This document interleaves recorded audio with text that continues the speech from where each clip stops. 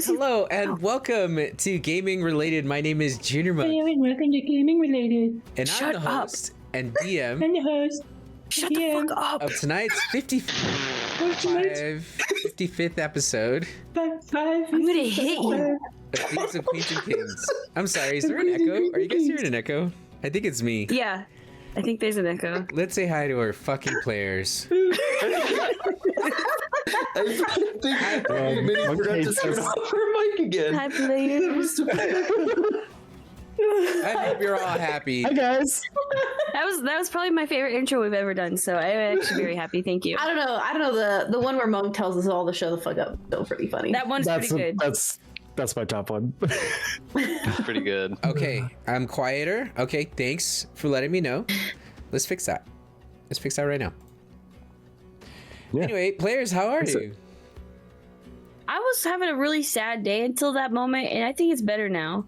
Aw. That was really good. Thanks, Leon. I'm sorry you're having a sad day. I love it when people make fun of Monk. I don't know why you're thinking me. It was obviously an echo. I don't. It's just a bird on my shoulder. Okay, I turned it up, gang. I can't make pigeon Those sound. of you at home, can you hear me as loud as the rest of the gang? Yeah, gang. Gang. Gang. Mulch gang for Mulch gang life. for life. Fuck off out of my brain, bro. You guys are like the same person. Enough. You've been hanging out too long. We Yeah. have the same girlfriend. No such thing. We do have the same group. Awesome. Both in real life and in the game. Yeah, Arby, mine. All right. No, hey. Did he just bark? I think so. Somebody clip that? We need to capitalize on that. No. It's like that audio? Bark like you want it. Like you Well- want it, baby. Bark, Good holidays, bark. at least. Good food. Good. Just company? a quick FYI, I will have to step away in about 30 minutes because I have a turkey, speaking of holidays, in the oven right now. I didn't turn the oven up high enough. That's great. Nobody cares. Anyway, my Thanksgiving was really good. I cooked the turkey for Arby and Arby's family, and I did a really good job, and it was a really good turkey. Yay, you turked it. How did you I cook it? turked it. The oven? Okay. It'd be wild if you deep No, fried it. it's I'd be like, hell yeah. let me put you all on. No, because that's what they used to do. That was like their family tradition, is they would deep fry the turkey. Again, one of those big things. But then you can't make. There's no drippings. You can't make your own homemade gravy. Yeah. So what I do is I Yeah, chop up baby. carrots, onions, lemons, oranges. I get rosemary, sage, and thyme, and I put all that up in the inside of the turkey. And then if you can get it under the skin, then do that as well. And then I season the outside, and then it's on a rack in a pan, and you put chicken broth in it until it's almost up to the rack, and then you pour melted butter over the top of it, and then you cover it in bacon because that helps seal in that moisture. And then you take that off about an hour before it's done cooking. You get a little bacon snack while everybody's whining how the turkey's not done yet. And then you baste it a few times over the last like 20-25 minutes, and it comes out fucking awesome. That sounds amazing. Damn, son. That's like down to a science. Yeah.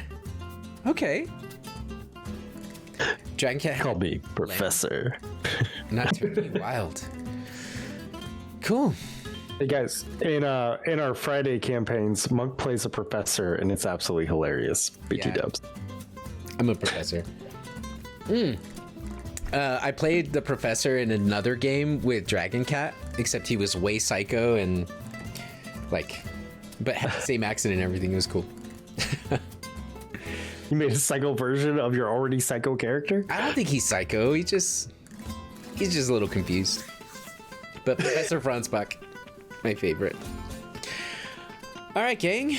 Well, if we're ready, let's hop back into Illyria. Can we get a ready check? I am. Leo got Ready, it right the baby. first time. Good job. All right. We got the ready and the check. All right. Well, Yeah. let's find out what happened previously on Thieves of Queens and Kings. Welcome to What's up, episode things? 55.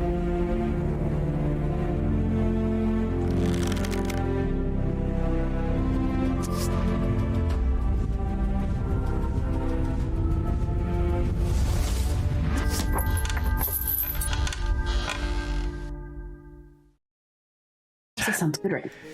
Previously on Thieves of Queens and Kings. Some of you traveled to Tilboya. You went to go check on the Brightwoods.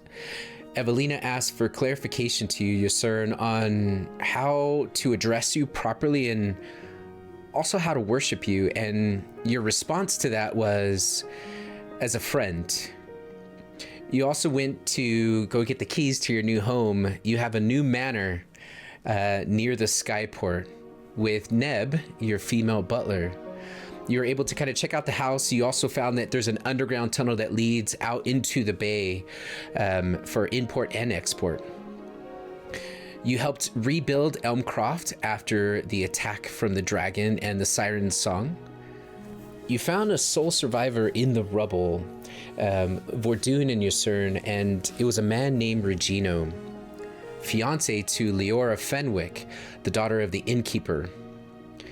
Vordoon put some time in at the blacksmith, and over the last month or two has been learning rudimentary skills on how to smith. One of these stormy nights, Anon appeared to Vordoon, and there he told him that the blade to the hilt that was found at the bottom of the ocean, the hilt that belongs to a person named Emrys's sword, the blade can be found in the Nine Hells, specifically inside of a creature's body. Your new ally, Trilosag, the 3-foot dragonborn mercenary, said that she could find this portal to the Hells on the island if you let her live, and you guys decided to let her go.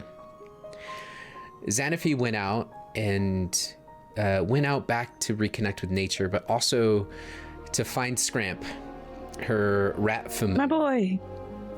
She helped put out a wildfire, and nature thanked her for it. She did find Scramp, but in finding Scramp, found that Scramp found an adventuring party of his own. A crab, a dung beetle, a bird, and a kangaroo mouse. We ended the session with Cassius on the beach late at night, was revealing a sacred memory from his past, a hurtful memory, and he shared it with all of you. We come back into our session. Oh, and also, lest me not forget, you have a sun sword on loan from the Naldir family. An heirloom weapon that Eve, Evelyn's mom, used back when they were fighting against their own monster vampire. We begin our session where we left. It is the evening, and you all just heard the tale from Cassius. And we did fast forward just a little bit with you all continuing to drink. I just want to rewind a little bit. And Cassius has just finished the story for Dune and Yusern. This is before you two would have walked away.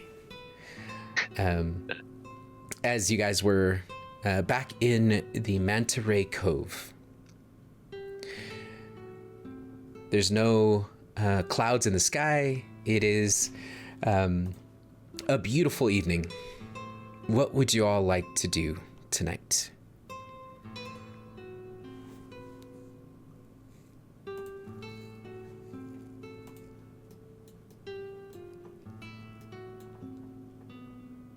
I thought we were getting drunk at the beach, y'all.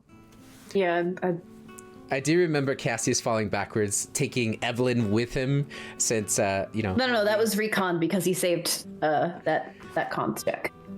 Got it. Okay. So you continue to drink. We make s'mores and hot dogs. And sometimes smooch. Some of us. Thoughts? Nope. I Never mind. think Fuck everybody me. can join in. I don't think it has to just be the thoughts. Well, if it were just the thoughts, it'd be just Cassius. So, Yeah. Yeah. Exactly. I think what happens is eventually there's a lot of making out going on between Evelyn, Cassius, and Xanapie. So that's when me and you started walking away. We're like, Yep.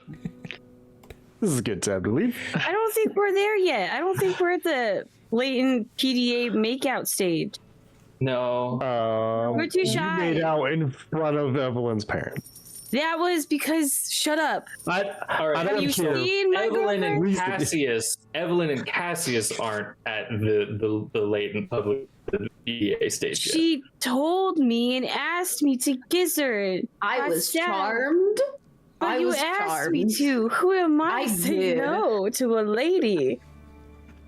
All it takes is one sentence for the defenses to go way up. Or down, I like whichever that you one. said you were charmed, Thank you. and you kissed someone else that didn't charm you. You were charmed at the time. Oh, Well, I'm charmed. I I'm gonna was kiss- definitely Cassius charmed, was on just not by a on spell. top of a bar, and Xanapie technically was exactly right next to me. So And he was slathered Cassius in was oil. busting it the fuck down. yeah, he was. Wet pants. You know, And you in know, Dixie shorts. you know that gif of Venom twerking, Marvel Rivals. That was Cassius, but put on the Daisy Dukes. Okay. Daisy Dukes. So, after the story settles, you start a campfire and roast some s'mores, and with your processed meat, you cook some hot dogs. The first of the campaign, actually. This is good. Nice. Monk, can I roll for preparing my dog? Yeah. That's important, actually. I'm gonna cut it open. I'm gonna Maybe a get some sleight of hand. oranges. I'm gonna get some rosemary and thyme. I'm gonna shove it in there. Ooh. I'm gonna cover it in bacon. And basically 20 minutes. Sounds like an amazing hot dog. To like hollow out and like inject the middle of a banana. Oh, Yeah. I'm gonna Yeah, have you have. ever thought about using that on a hot dog? I've thought about using it on something. So I got this small bowl of hot dog spaghetti. If anybody wants it. I had to make enough room for oranges and lemon. You stuff the I hot actually dog and then you hate put that. the stick in and it just pushes all the stuff out. Oh, the Falls idea in of hot fire. dog spaghetti is bad. You have Mage Hand now. That's right. Yay! Let's see a sleight of hand check. Oh, for real? Okay, here we Yeah, go. for real. It'll be the first roll Hold that dog check. Okay. Little 14. A 14. Yeah, no, actually, you prepare it very nicely, and you all look, and this is probably the best hot dog you've ever seen. It is stuffed. Describe the hot dog more, Monk.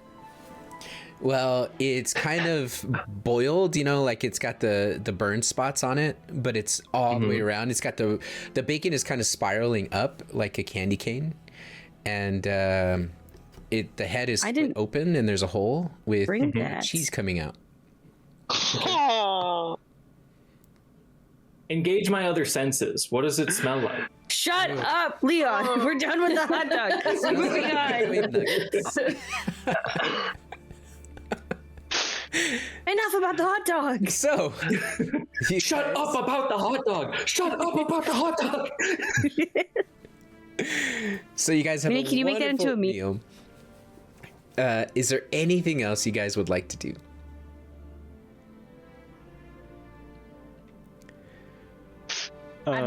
Last time we already had the conversation that when we are more sober, that we're going to have the actual conversation. Yeah. Oh yeah. I think Oh god. at one point before the two groups split off, Cassius will just kind of he'll take a big heavy drink and he will look to everybody a very clear smile and he'll just say, "Hey guys, what the fuck are we doing?"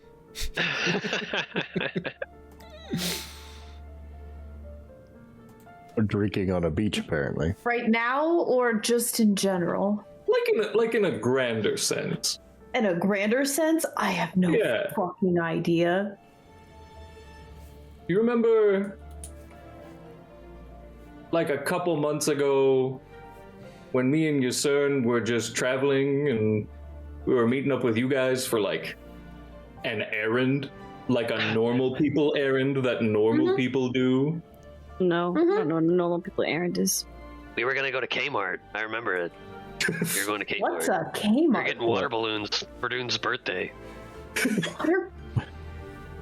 We were just trying to make a simple drug delivery, like any honest person. Carry on. And And then we all got arrested. now we're fighting our demons and killing dragons and turning into angels and... The fuck happened?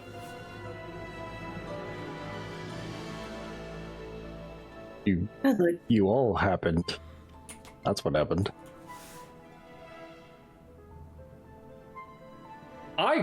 I claim no responsibility for this. Meeting you people has resulted in the most productive year of my life. Well, let's look at it from this. We've got a vampire, chosen cleric of a god, angel of death now. We've got... I'm still not sure what you are, Cassius. I like to keep you guessing. What rider of any beast or creature around, and all around saved all of our asses at least twice. You can go ahead and say it. I'm one hell of a top. You're one hell of a top. What's a top, you sir? It's these toys you can get at Kmart that spin. Okay, I still know what a Kmart is. It's like a dreidel. We've got an angry druid that can form into a demon herself. I think that's my best quality. An angel who's empowered by her own blood. And then whatever the fuck I am. I bet you could be one hell of a top too if you applied yourself.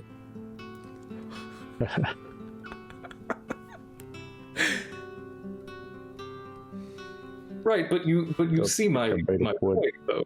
Yes. When we met, that's not what we were.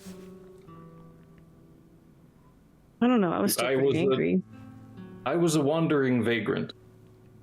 Xanaphi was a gorgeous, mysterious woman of the wood. Good answer. Yusern, a burn victim with far too many secrets. Evelyn, a equally beautiful woman, lost and searching for her own family. You, I think, would still have made one hell of a top. So much has happened.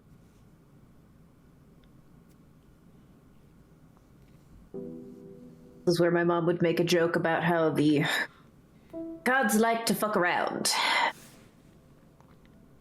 And then she likes to say, then eventually they're going to find out. Oh, they will.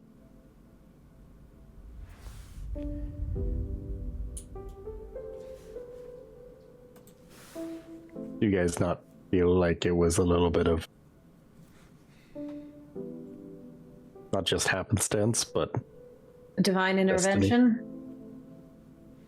Yeah. No. I feel like I'm at a job and I took on too much and now I'm too capable. And they keep giving me more. Yeah, That's not real life. Stop it. It's too real. It's too real. I want to play a game. I became important at my job. No. Excuse me, she said the job would ban her? Sorry, I didn't know we putting limits on our roleplay. I thought that was... Didn't know. We had a primer before this. We talked about all our trigger words. I wasn't there. I was late. Because you were late. right, reporting her to HR. I am HR. Sleepy, She's I have to good. talk to you about Sleepy. Yeah, tell me how hot they are. Go for it. What the Heard. fuck? Moving on. This seems like an HR complaint ready to happen. No, it's fine. HR approves. Where do you go once you can't complain to the HR? Anyway, Be it God. the intervention of the divine, or some other predetermined fate, or simply entropy doing what entropy does. I've been around quite some time, and my life has never been, well, better or worse. We live in the extremes now.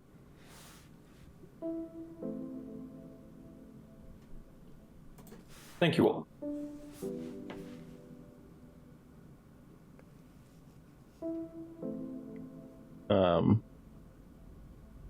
I'm gonna pour everyone a drink, and I'm going to drink as well, as Fortune does not drink often. Well, I feel I've become a little bit better since meeting you four.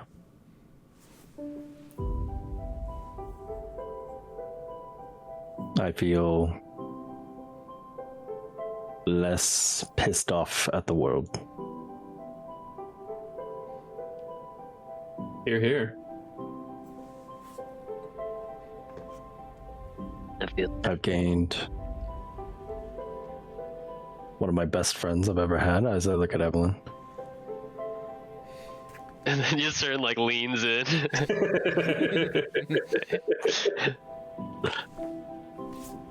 You all She's are trying to.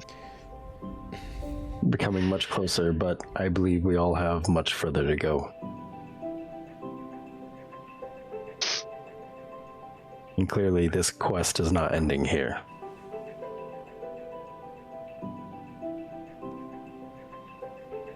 I mean, it What could. if we didn't?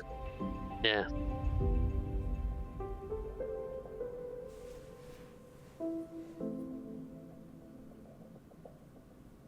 as in Well, we What just if we stopped? stop. What if we took what we've gained from this and ran? Yeah. Evelyn, you've got your wings. I've got most of my skin. My brother's still on the other side of the continent with a bunch of pirates, keeping an eye on the siren song. Who are still trying to resurrect a world-shattering dragon. But why does it have to be us that stops them? We've just established we've done so much. We killed a dragon. That's usually enough. That's more than enough. Have you That's ever more met than a most hero? people ever do. That's fucking nuts. I got crushed to death. You always remember your first. That wasn't even my. That was your first dragon? Finish it. Oh, That wasn't our first dragon. That was so we've killed 2 dragons. We didn't kill We killed 2 dragons. dragons and a hydra. Again, That too. why with party hats. we have contributed to the end of this so much more than anybody else. Why do we need to be the ones to see it through? There are other people, many of them more qualified than us still. If that were the We- case, then Elmcroft Waters wouldn't have gotten this bad. Not everybody knew. No one Elmcroft knew. Waters was bad. Exactly. But other people know about what's going on with the siren song.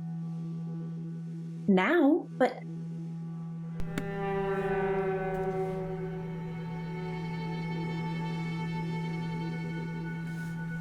Let's run a That- simulation. What happens if we do nothing? Then maybe in a short time we all die. Yeah. Besides that, who's stepping up? Have we met anybody who can do it? Captain Yanye? He's got it. You know what? You're right. Let's retire. Simulation over. You're right. That man Perfect. barely survived being possessed by a demon. Coin. And sarcasm.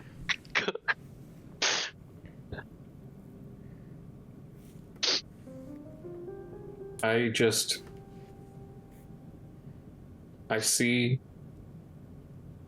look around this fire and I see a lot of people who not very long ago didn't have much left to lose.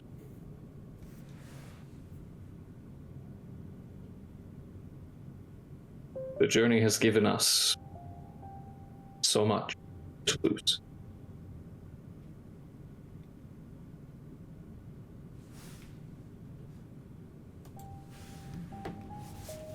Doesn't And with know that everything- you should protect him more.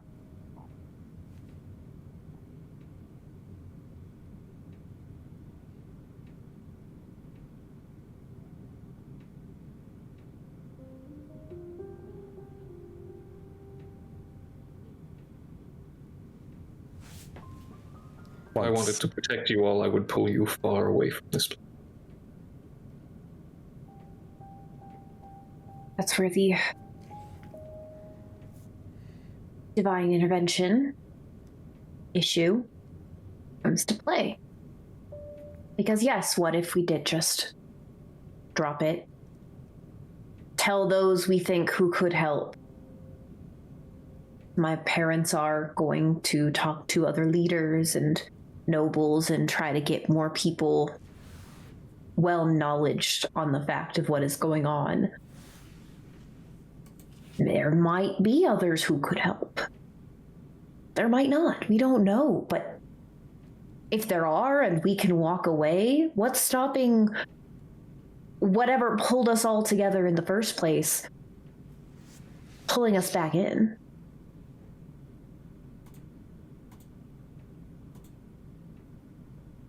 Fortune has made it apparent that I am connected to an angel now.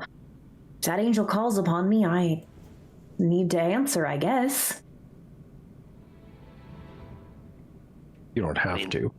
I was gonna say, it doesn't look like he's doing much answering these days, and he's got wings. Well, No, this is what happens as I release my bone wings come out, is when you don't answer your angel. and the blood scatters into the ocean, and fish start.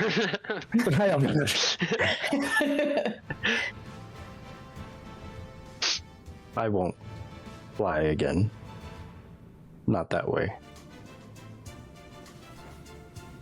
No. As well as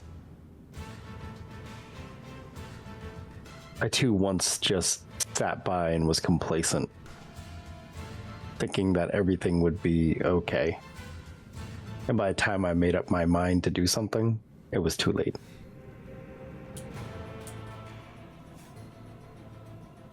And I lost everything.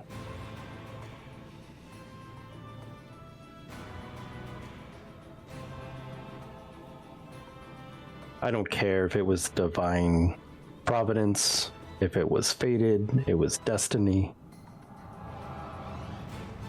I'm glad I met you. I wanted to meet you. And even if it costs me everything again, I will protect you for. As I pull out the handle of the Sword of Emrys. You pull out this handle, and it is probably 8 inches of a hilt. And at the bottom, it's a diamond shape, pointing steel tip.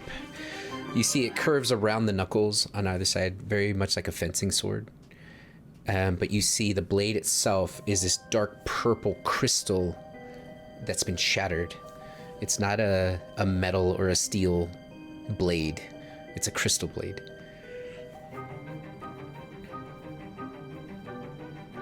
Hang on, isn't that what you picked up at the bottom of the ocean? It is. And the Why? other piece I need. The other piece I need is in the 9 Hells.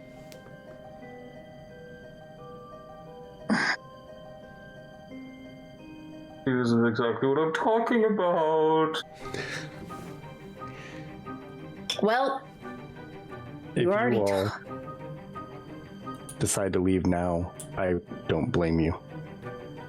Xanaphi, even if you leave, I'll kill the butcher for you in the Nine Hells. As if I would let you take that joy from me. Cassius, if you want to go, no one's forcing you to stay. I am forcing you to stay. To stay.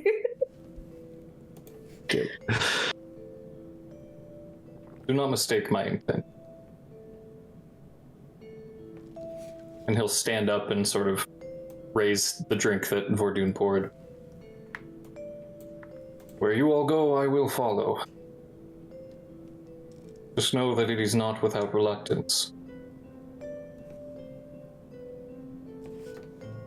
I would lay down my life for any one of you. That's what scares me so. I fear that I will have to. That fear is not for my own sake, but to think of you all in that position.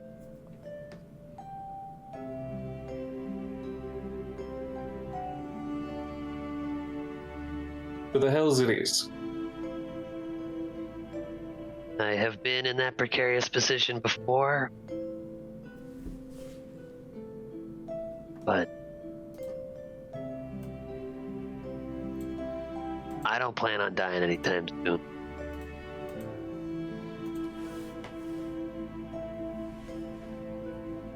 They never do. Did you use up your 9th life? No, I was kidding.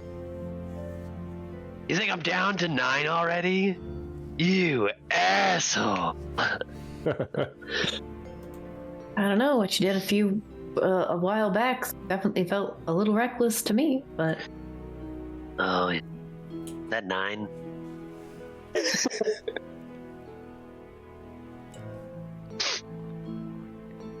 Okay, you might have a point. Fuck you. Anyway, the point I'm trying to make is I'm gonna try and survive. I got people counting on. And to be honest, the hell scares the shit out of me. I don't know what happens if you die there. I don't want to find out. Do you just, chain slapped on? You're some imp with a butt plug flying through the air. Like, Make history. it's always hot. No, There's no I don't- chapstick. I don't think you get the butt plug until you finish a few. Like, you gotta rank up a little bit before you get the... Ah, damn. Make history checks. History check. Vordoon and Evelyn will have advantage on this. Here, Phil. oh, Let's go. I really don't know anything about the elves. Wow, you weren't lying. yeah, Not both great. Not great. I got a 12. 11. 11, 12, 13. You'll know that, Wait, where's Xanaphi, you can also Xanaphi? roll. Oh, I didn't hear Xanaphi. yeah. History check, everyone. History check about the 9 hells. Jingle, jingle, history check. Jingle, jingle. Jingle, jingle. Jingle, jingle, math rock time. Jingle, jingle. Ooh. Of course. Yeah. 21. There it is. There it is. Maybe comes out Primordial's of the my earth shit, and it's just man. a Okay. reliquary of hell knowledge. You rang? Hello? Licks eyeballs. Like a That would gecko. So, Yeah. Xanaphi, in your rage over the last several months since what happened to your grove, you have a natural inclination of what it's like in hell. You know, it's oppressive. You know that it's heat without flame. The smoke there tastes like blood. You also know that it's controlled chaos. It is a rule set realm, and even souls follow the rules. What those rules are, you don't know, but if you die there, then it's going to be really hard to get your soul out of there. It will have to climb its way out.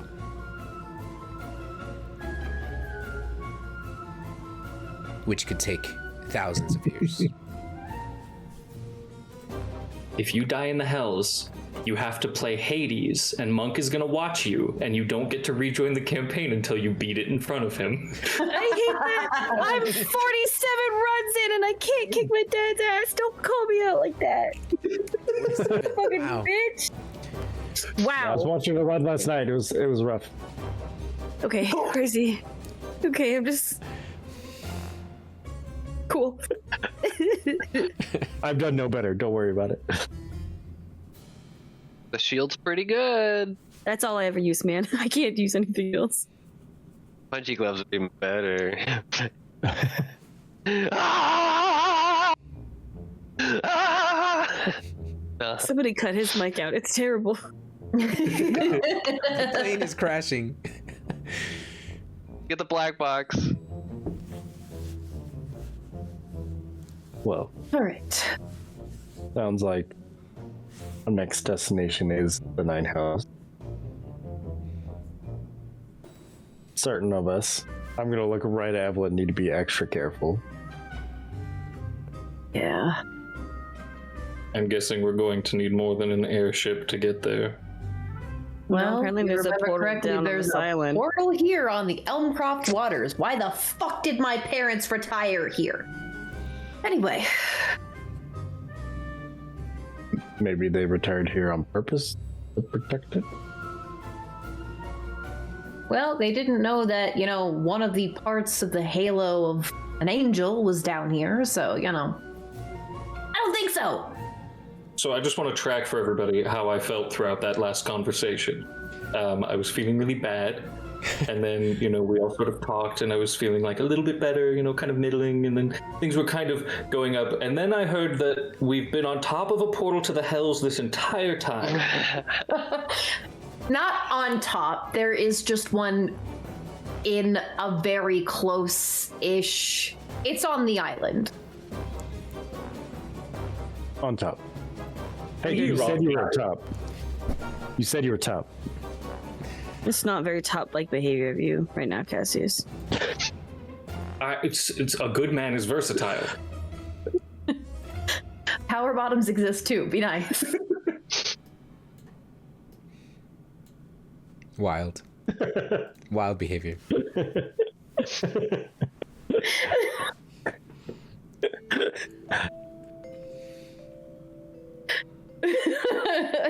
Dal, that's You know what? Maybe I've lived too long anyway. Yep, 9 Hells it is. So we need to, before we even think about going there, we need a few things. Gummy bears. They'll probably melt, And but that's it. sure? No. That's what I need. No. We need to have abilities or magical items or something to help with flame resistance. Cinnamon Or- gummy bears. Or I don't think heat this is the resistance. elemental plane of fire. I don't know what the hell. I don't know what happens in the Hells. I just assume it's hot. It also assumes what layer we're going to. Right. There's layers, like a cake. Like a Well, it's- fucking. It's the 9 Hells. Oh, So there's 9 of them. I thought it was like the German. No, don't go there. I'm assuming the one we need to go to is probably heat and oppressive, as Xanafi said. Yes, because the Isn't it butchers. something about a city? Yep. City of Dis. The city. Yeah. That's right. City of Distant. Yep. What? Yeah. No. City Sorry, of this has that, way. been has that been an inside joke this whole time? I guess. there. So But we- okay. Let me get this straight. We're gonna go to the Hells, kill a worm, get a blade. What else do Part we of need to the go? blade. What? The butcher. The butcher. Oh. Okay. I thought like WYRM, and I was like, another one. No. It's described to me kind of looks like a big grub with legs. I'm picturing those Mario guys with the big nose and the little shoe. So What is it Look called? worse than that. Way worse than that. This? Wiggler. Yeah, the Wiggler. Yeah. My dad might have books about So- some of the monsters that I know. So hang on. Just so I can really cement everything in there. We're going to the city of Dis in the Nine Hells, which just so happens to have a portal to it on this island, and we're going there for not one, not two, but for 3 different reasons. We are going to have to stay in the Hells for long enough to What's kill the third reason? the butcher. what's the Well, third you reason? said, Evelyn, you said you had to go there. I do? When did I say that? Am I I just smoking figured- crack cocaine? I was certain that you said that. No, I was just saying as a group, it sounds like that was the consensus that we were going there. It's the exact opposite. I'm literally part angel at this point. Me going to the Hells is a terrible idea. It's just the butcher and a part of a blade. Okay, so we're not. So all right, never mind. Forget everything I said. I'm gonna have to do some brief evaluating of my listening skills. For not one, but 2 different reasons. We're going to have to stay in the city of Dis long enough to find the butcher and kill him a 3rd time, and also to fight some grub worm thing that has a sword that you need. Part of a sword. Part of a sword. Blade. It's apparently stuck in that thing. So we don't And not have to kill it necessarily, but that's probably what's going to happen. But I need to get the blade out of it. Depending on his temperament, maybe we can do some silly version of the mouse and the lion, but I really don't feel like that's going to happen with a creature from the Nine Hills. I agree. And the butcher, I'm guessing, probably has some sort of lair or like fucking castle covered in blood and chains that we'll have to fight our way into. You of all people should know. Didn't you see him? Am I wrong on that, Monk? I thought he saw You know him. what? You know what? And Cassius on top did. of that, That's right. I didn't see anything about the surroundings really, but I did see when I was there, big demon man, big demon man, big penis. So, so we may have to deal with that as well. I don't know if that is the butcher, or if he works with the butcher, or if, like, or if he's like a separate thing. Monk would, because did everyone see the djinn that I expelled from Yusurn's body? Yes. Did everyone see it when that happened? Yes. Would Cassius be able to know if that djinn and what he saw in the Hells were the same or not? Yes, and they were not the same. Cool. I saw a demon. Technically a devil. Oh, boy. Here you go. Here's another drink, Cassius. Thank you. Also, I feel like this, it may be an inopportune time to bring it up, but I feel like we're going to have this conversation at some point, and if we didn't naturally, I was going to bring it up. He was naked. And I just feel like, even a lot of devils I've seen wear clothes. So this feels more like a choice. I don't know if it was like for an intimidation factor, or if he was Maybe a just trying to distraction throw me off. factor? Yeah. Did you say distraction factor? Factor? Right. Either way, maybe. So it's just best worth noting, we may see him there. He might be there. And he might recognize you, is what you're also saying. You know, in a way, I guess I am saying that. So, Well, Do you drink the need- drink, Cassius? Yeah. It's gonna taste a little bit like hot dog because it's the fruit from inside the hot. Do you handle like the sangria but with hot dog fruit? Rody. Oh God. He was sitting there like, oh fuck, I gotta do something with this fucking fruit.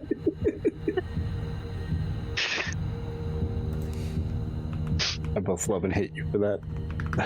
So are we? We should do some research first, because I know fuck all about the Nine Hells. I'm thinking packing chapstick and fucking moisturizer cream. Gummy bears. Those are the things I can only think of off the top of my head. Well, as much research as we can. I was told that we could do it, but it would take all of us to go at our current power. And it's something to note that if Venus comes to shove, I can cast banishment twice.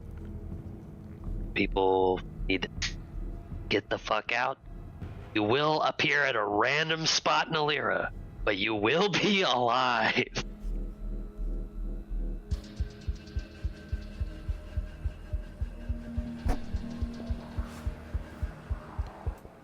But not necessarily in a better situation.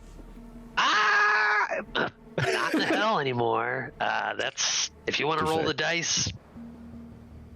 yeah, you could be just teleporting us into the middle of the ocean. Yep. Let's be clear. Everyone We're going takes a blue to water. hell. The middle of the ocean might be preferable. To die, yeah. If those two people are Xanafi and somebody else, then That's true. That's true. Everyone takes some blue waka, and then we're. that's actually really true. We could all make sure to have some in our pocket.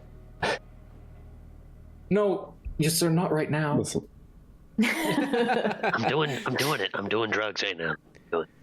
Okay, yeah, I I know. just didn't give you the blue walker. But let's save the drugs that can be used for fights and stuff. I'm not saying we have to go now. I'm not saying you even have to go ever, if you really don't want to. Eventually, I will need to go down there and get the blade. No, Verdun, if you're going, we're obviously going. I figured also Xanafi needs to go, and that's 2 birds, 1 stone. Yes, 2 demonic birds with 1 very hot stone. Yep. Mm-hmm. Exactly. I figure we get the blade first, right? Because then we can use the sword against the dingus. Or is that going to be? Probably It not. still won't be complete. I'll need to get the sword reforged in Studio Hall. Oh, by the it's not dwarves. like, boom. In Ta-da! Stadia Hall? Okay. Yeah. So we need to go That's there the thing, anyway. still. Yep. If we Do want they to have a get them portal to the as hell? more ally, I don't know. Well, no, because remember, we wanted to go there because the heart of the dragon is there. Yes. And the Siren Song is supposed to be attacking Studio Hall as well. Right. We Yeah. need to warn Stodia Hall. Correct. I think we No. sent like a letter, but who knows how seriously they'll take I the letter. did send a letter. I remember that. They're not going to take it. So, One, I'm a half elf. and the That blade a is not situation. meant for demons necessarily. Probably works on them fine, but not necessarily meant for demons. Verdun, are you making a god sword? Yes. You rascal! Got ya! Read you like a book. All right, now I hear Cassius has read me like a book from day 1. What if? Okay, hear me out. We just take a little bit, take a little bit of the sun sword out. You know, just I can cut his head off real quick and then put it back. Sun Sword would be a boon in the Nine Hells. I think that would Sun be pretty. Sword is like, gonna put a giant target on our back in the Nine Hells. Your wings won't. Yes, we already have that fucking problem. I can't Sun put them Sword away, can live in okay? a bag of holding until we need it in the Nine Hells. And then we just, just yep, and he's dead. It's like that. We need to. I think sitting here around the campfire while drunk is the perfect time to discuss this. Who's gonna wield the Sun Sword? Not me. I feel like it's pretty obvious. Probably me, the one who can enhance it with her own blood. You can do what? It's literally what I do every single time I use my blade. Oh, yeah. I thought you made it sound like a different thing. I don't know anymore. My blood is different now, I think. Shit. You shit blood? We all shit. I cast Cure Wounds No, at first level. It just occurred to me. I Nice. don't know if any of my... I don't think it has, but I don't know if some of my abilities have changed. I toss you a dagger. Try it out. Jack, come on. We're Do it. drunk. Here's a weapon. We're drunk, it's the perfect time. We're drunk, here's a weapon. Here still. Jesus. Hey, Clocks his pistol. oh, I'm gonna go get my gun. You wanna shoot me? Hard cut to us going to your parents' house and he turns missing his other arm. And then dude's like, oh my god. Accident. It was an accident. I'm sorry, Mom. We didn't mean to. You'll shoot your eye out. Or your arm off.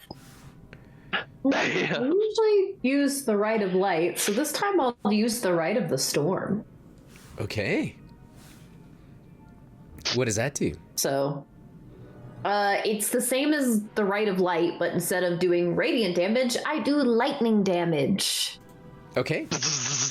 We've been going against a lot of undead, so Yeah, you have. the radiant damage makes sense. Okay, so do you stab yourself?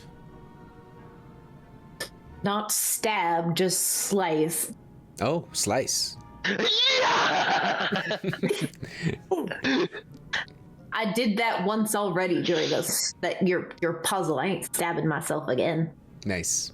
It wasn't my puzzle, it was your dad's puzzle. So, Your father.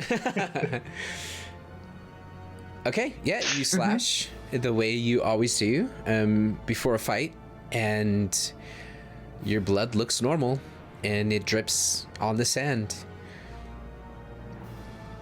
leaving a dark spot glowing off the firelight. And I knew when it was the Rite of Light, it kind of gave a radiant light to it. So as long as it's working properly, the Rite of the Storm would just kind of have crackles of lightning kind of flickering off of the blood. You look down, and besides the crackling of the fire, you do see faint flickers. It seems to be working.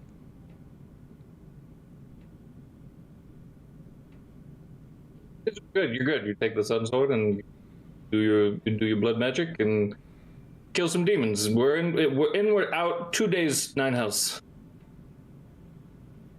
I think we can get in and out in 2 days. Let a man dream. That's fair.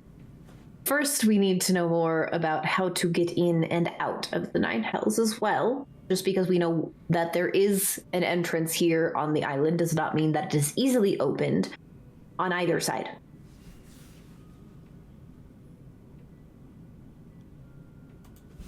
Accurate. So, what was her name again? Who told us about the Trilosag. Trilosag. We can ask her questions about what she knows about the door. She said she can get us there to the entrance. So, I'm remembering that right? Correct? You are, yes. Okay. Cool.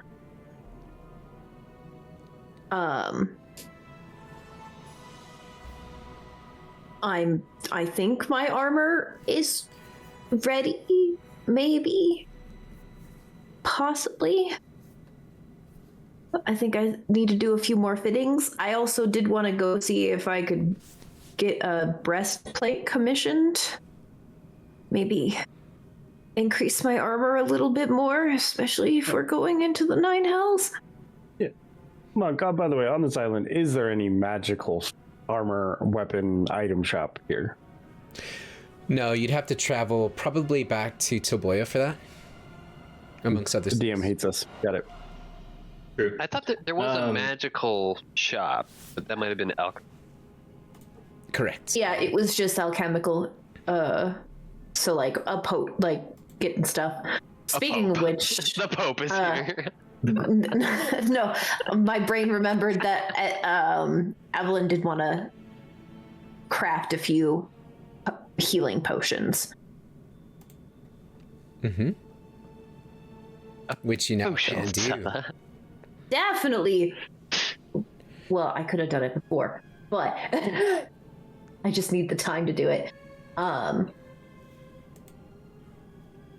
But yeah, definitely want to get some of those ready before we go to the Nine Hells. Having some extra healing potions would be a smart idea. Interpy, now that you're back. Benefit, welcome back. Hi. How was the woods? Woods for woods. How's the turkey? What did I miss? Evelyn cut herself Sanity. to see if her new blood still works with her hemocraft. Blood Hunter. They're talking about the hells. Just planning. Evelyn, can you which- use a shield? Do you know how to wield a shield? I am proficient in shields. Yes, most of the time they've been heavy. We're gonna work on that. Says the guy who's used his shield once. I'm good with it. I just don't want to use it. I've heard you say that before. But not about shield. I could. You could use my old one if you need. / also, I could teach you how to use the shield. I mean, my dad showed me how to use a shield. Why I'm proficient in it. I just slowed me down. That's part of the reason I stopped. Yeah, no, that's what I more meant when I said, because you said you're good with them. So I more meant like we're gonna set up an obstacle course and you're gonna run it with a shield. Cool. Okay. It's probably a good thing anyway. I need to figure out my dexterity now with these damn wings.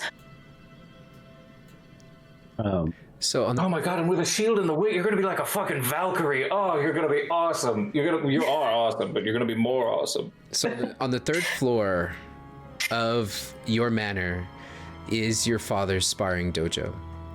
One of the Yep, things that he I'd has take him up there here.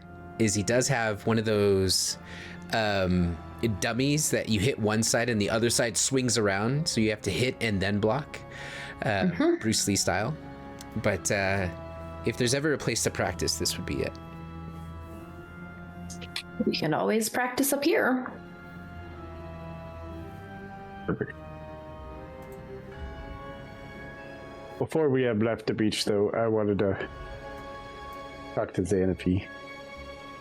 Oh. Okay.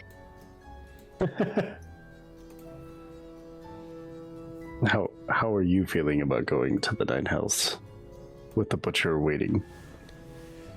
Just fine. That is the lamest lie I've ever heard. Never said I was good at lying. I know that, but It's just Sorry. it's just a lot. do I need Cassius for you to open up to? No, Or- I don't want to. No. I said, like, Cassius probably sees me pointing at him. I just want to make sure you feel ready to fight him or not.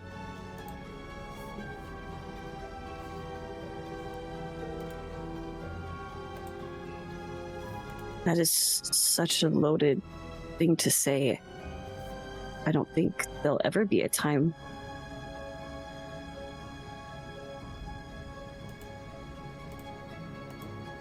What's gonna happen is gonna happen, and that's what will be. Whether I'm ready or not is beside the point. I think it is the point. Personally. But I understand your feeling. I just want to make sure I'm not, with my own desires, making you feel rushed into this. No, I would have left you all behind to go by myself if no one else wanted to go. Even I if know. that means I die. Oh, I'm very much aware of what you would have done, Xanafi.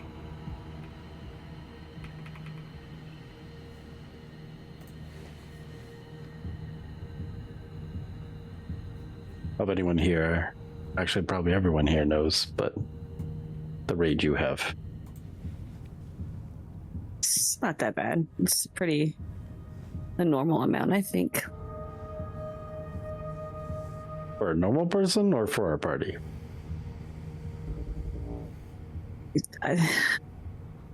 Yeah.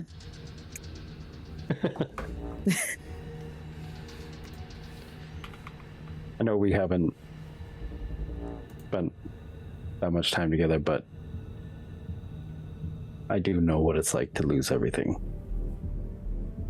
to someone you never saw coming. I just have this terrible feeling in my gut that no matter what I do, it won't be enough again.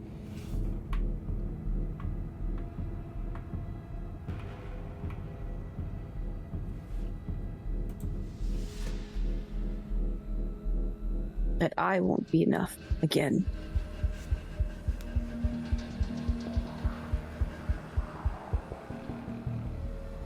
There's something I think you won't want to hear or listen to or be able to intake. You are enough, and every effort you make is enough. Even if you fail, even if I fail, it will be enough. But don't worry, I appreciate the sentiment. not just a sentiment. I've already seen how much more powerful you become in the short time that we've been traveling together. Look how much more powerful Cassius is. And that man would die for you any second. I've seen the way he stares at you. Didn't. I prefer he didn't. I'd prefer none of you did. I prefer that too.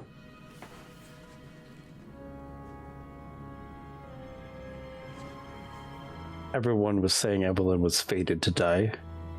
That's bullshit.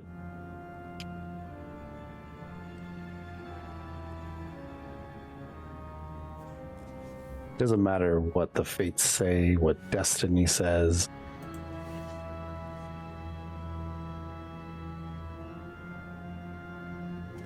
Whatever you want is what I want to accomplish.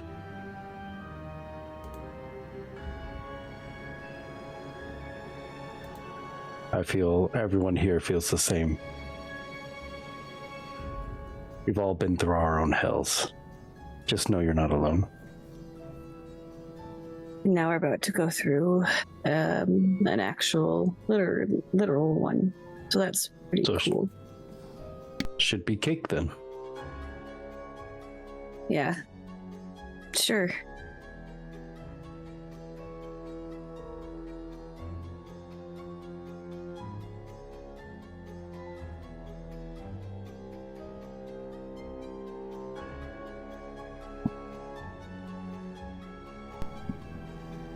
We'll get the vengeance you deserve.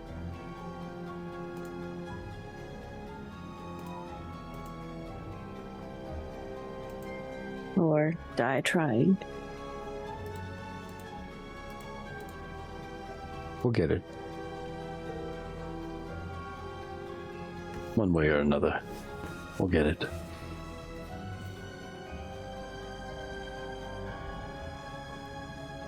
If you say so, Fortune, I'll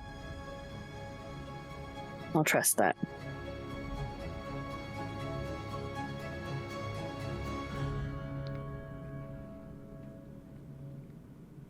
I'm just gonna do another shot with you. She will not take it. She will clink. And then as you turn away, just dump it in the sand.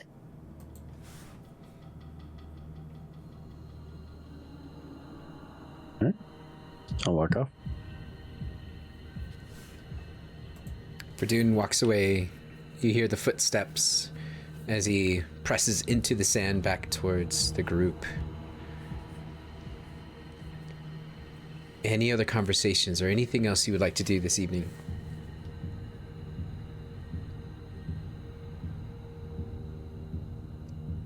While they walked away, and it's just Cassius, Ysern, and I, Evelyn is just gonna look over at Ysern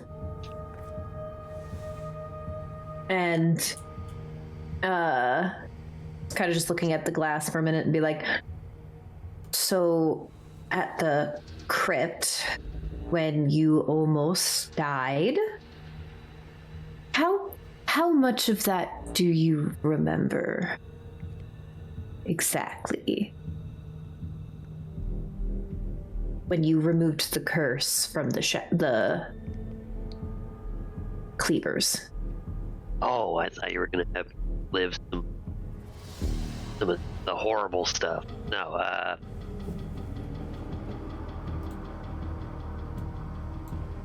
I remember casting the spell. I didn't even feel my finger honestly fall off.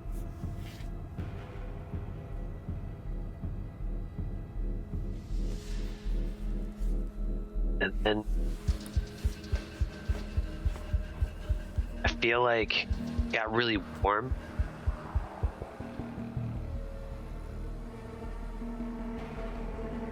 I heard a lot of screaming. That might have been y'all scrambling for me. What I hear, I wasn't reacting to spells, so.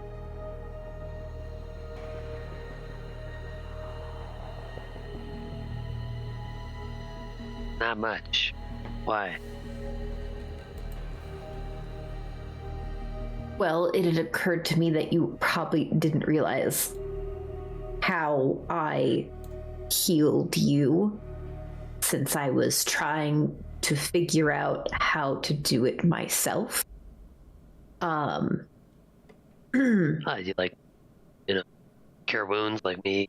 Like, did you smack me across the face? I remember the first time I cast Cure Wounds. I think I smacked a guy on the cheeks. That was pretty fun. There was some smacking. Oh, so you did. It was a kiss. You would?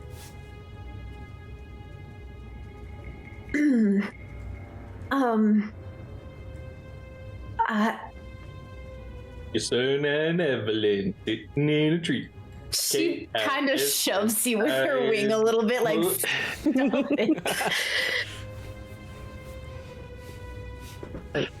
You were dying, and I didn't know what to do. And whatever hellish thing was causing issues, I was hoping whatever new radiant energy was within my body could help expel it from yours. And that's how it happened.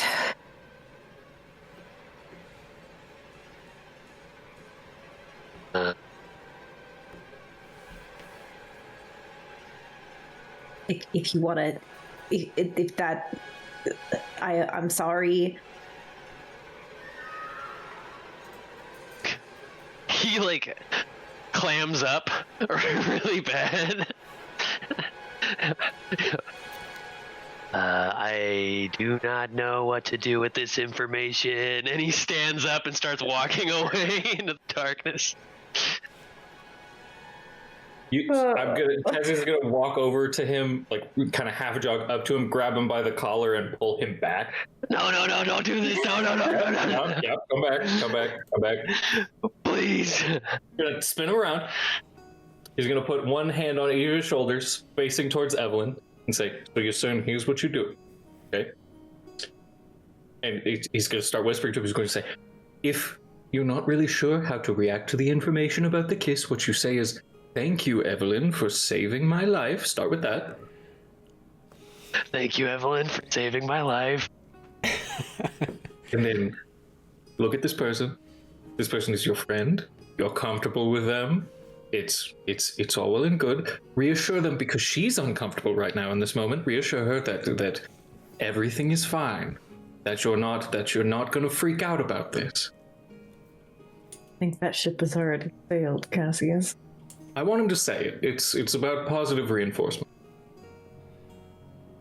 Okay. Oh, what was my line again? It's I am not upset, but I need time to digest this information. I am not upset, but oh god, your breath smells like hot dogs.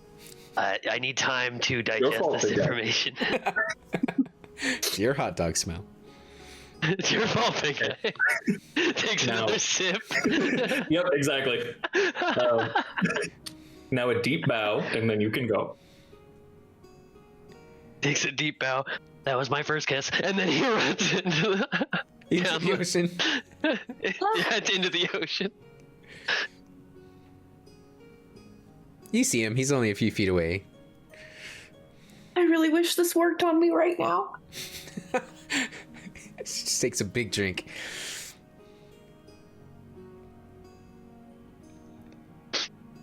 Oh, I feel awful. I would feel worse if he were dead, so you know what? There you go. I think that's exactly how you need to look at it. And also, all things considered, that wasn't a bad reaction. Wasn't great. It was a surprised reaction. He literally tried to run away from me. It does that all the time. Not from you specifically, but, from emotion.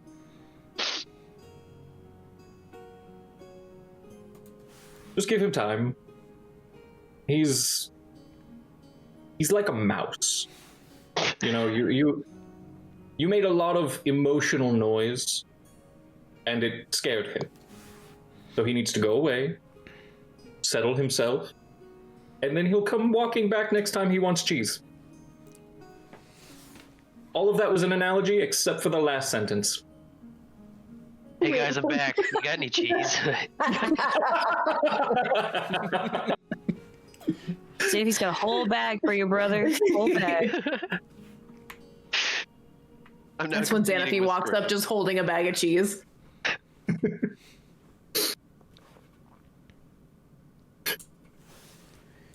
I think that is a great. It's getting pretty late. Maybe we should head back and get some rest. Yeah, I think that's a great idea. If you want, if it would make you feel better, you can kiss me and I won't freak out about it.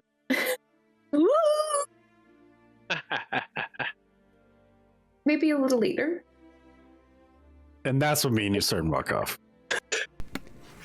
You see Yusern standing over in the waves and you go to meet him. I go grab him out of the waves and we walk off. Okay. You kiss me, Vordoon.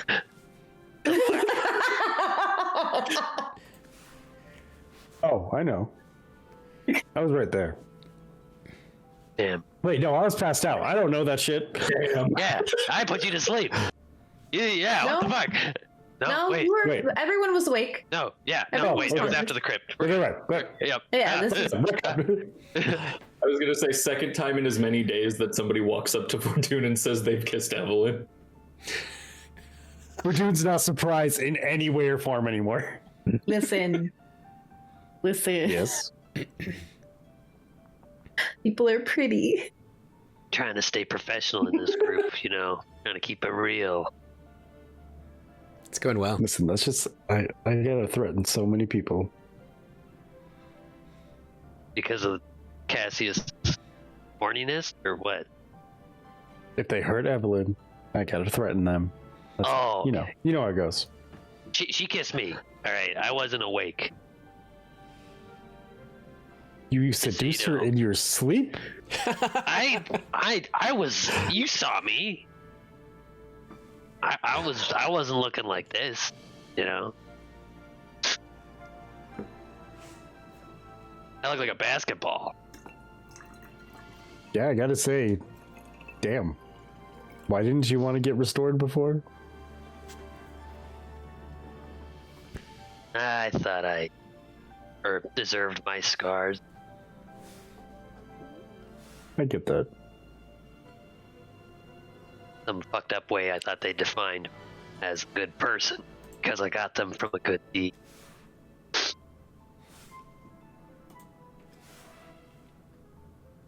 Then I would say those are worthwhile scars.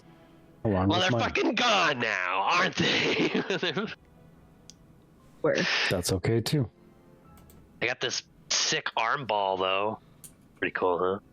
That's a pretty good arm ball. But maybe we should work on getting you an arm of some sort. Get a hand.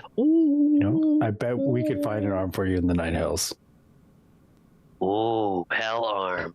That'd be kind of sick. The Angel of Death needs a hell arm. Oh, that's cool. You saw Monk's head go, eh?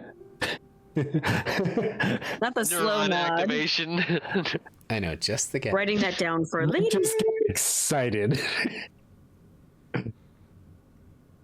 Lightweight, And then- durable.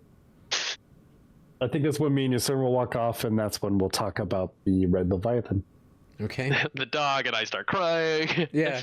So I'll get that too. The dog, that's right. Oh my god, I forgot about the dog. Yeah. Okay. Oh, poor boy. So you guys will eventually make your way back to the Naldir estate, and will find your beds in whichever rooms you choose to. A couple days go by before the first ship arrives. And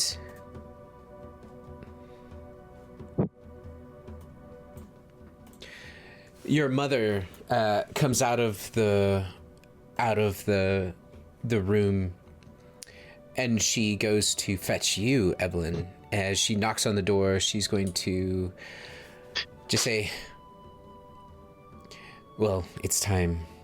Our first visitors have arrived, and I'm going to go greet them. I very much would like that you accompany us, as well as the strange Bedfellows." Yeah, let me grab them. Great. And Muted. I said, "Yep, we'll be there too. Don't worry." Because she said the strange bedfellows and half of the rest of us are in eyesight. yeah. Yeah, she's kind of got half the closed door and then just hears, "Yep, we're coming," and she just slightly opens it. Right. Take as long as you need. There's no rush. And she gives everyone a nod as she steps out, and she'll go knock on your door, Yusern. We're heading down to the docks today. We're gonna go say hello to our first visitors. They're coming from the Vrusha Kingdom. This should be exciting. I very much would appreciate that you also accompany us. All right. Just me? Or everyone? Everyone. Oh, okay. I was like, the fuck? She gives you a nod. There's cheese and milk in the dining room for breakfast. I know I don't have to tell you, but politics is kind of vampire game. Be careful. Oh? She kind of turns a questioning eye towards you. Do you mind if I come in? Oh god. Oh god. Verdune's gonna beat me up. If you are uncomfortable, we can have this conversation out in the picnic area. I just... No, it's fine. He's gonna take the eye patch off. Throw it. She's gonna walk up to the bed and she's gonna sit on the corner of it. And with her hands on her knees, she's gonna say, I've fought a lot of vampires. More than I can count. And I've seen how vampires can rule a realm. And how people live in that realm. But sitting here next to you, you're a minority in this realm. I'm curious. Tell me what you mean by that. Politics. Oh, Morak, he didn't use his vampiric abilities a lot, actually. He sought to, strong-arm people through politics. So he's probably got a lot of feelers in there. So be wary. And also, we've encountered cursed items through, like, money and shit, so if you got a way to detect magic and curses and stuff, that'd be awesome, because politicians are scummy as shit. She smiles. And how would you bring about change across a realm this size? If we're being attacked from every corner, how would you rally all civilization? Well, it is a cliche, but a common enemy is usually a pretty good one. Common goal. But the problem with it is you gotta bring everybody into the fold on realizing how big of a threat it really is. So you might actually have to wait until the horrible thing kind of dips its toe. And then everybody, like, look knows. around you, sir, and look at Elmcroft Waters. Is not Elmcroft Waters the toe of the world that was dipped? She looks out the window. There's still fragments of a dragon's castle on our land. This is why I invited the world here, to see what happened. Oh, hopefully that's enough. I don't know. People are kind of naive. That's why Morak got so much power in the first place.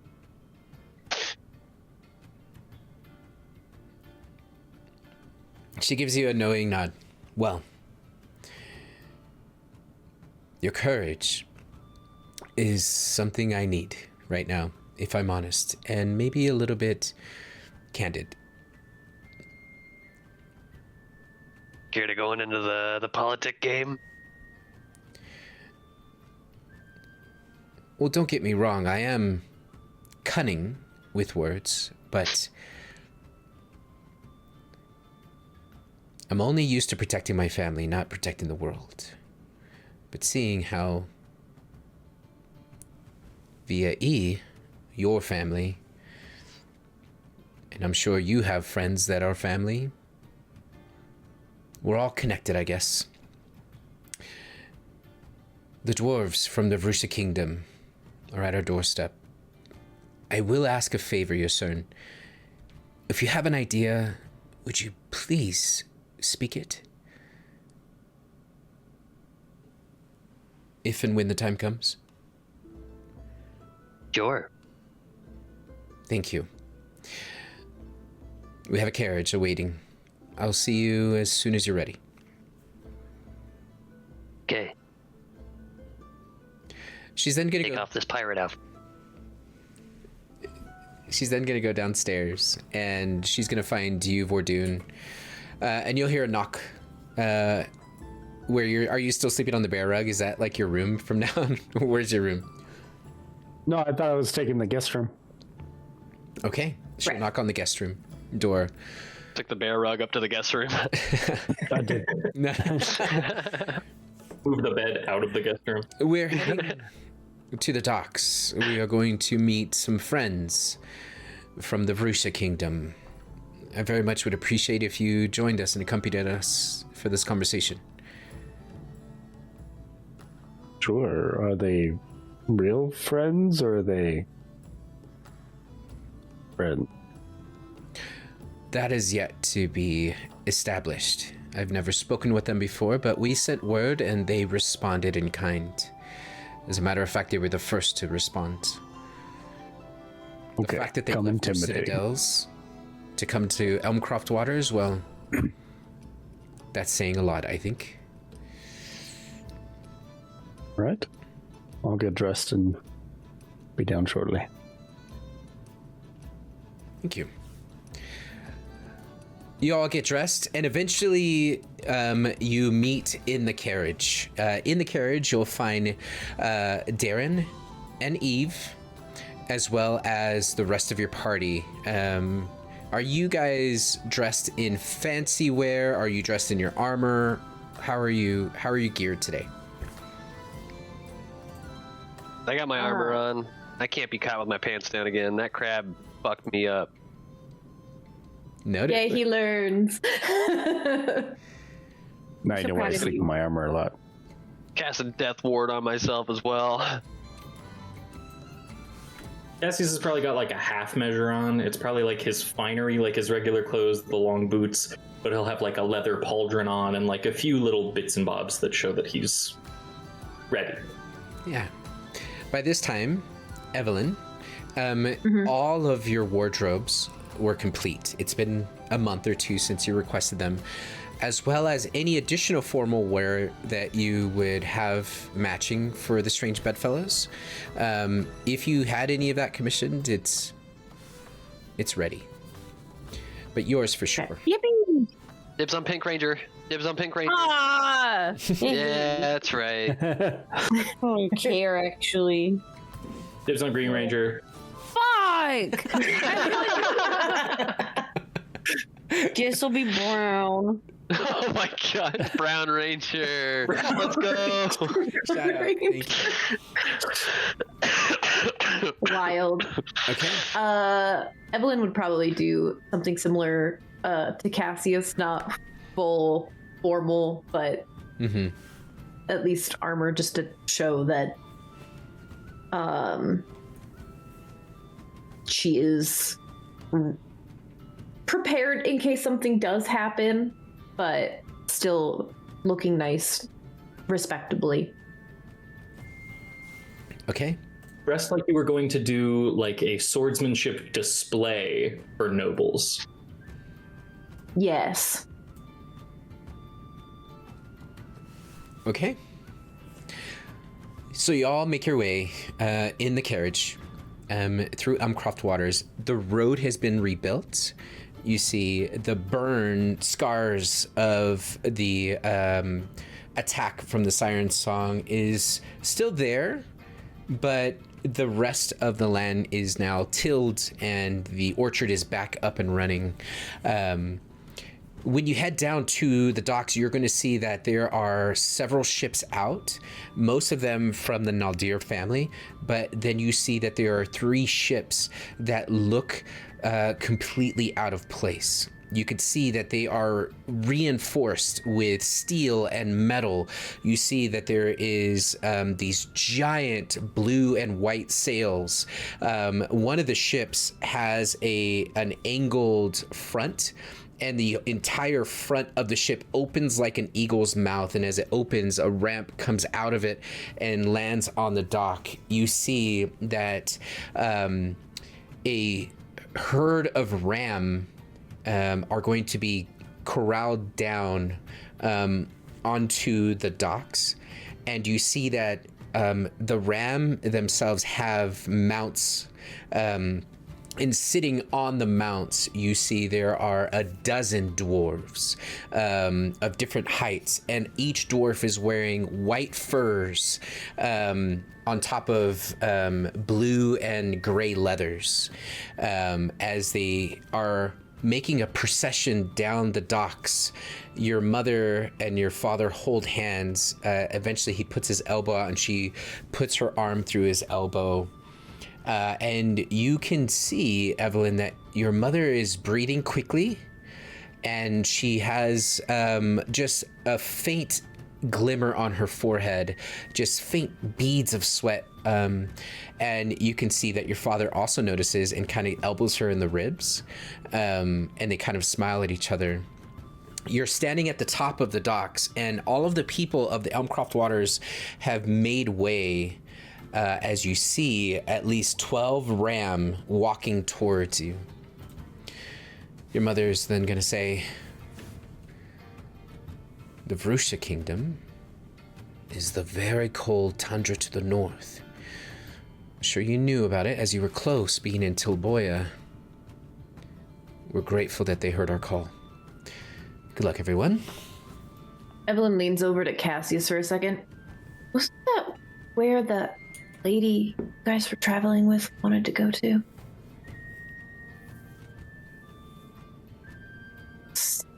Civil?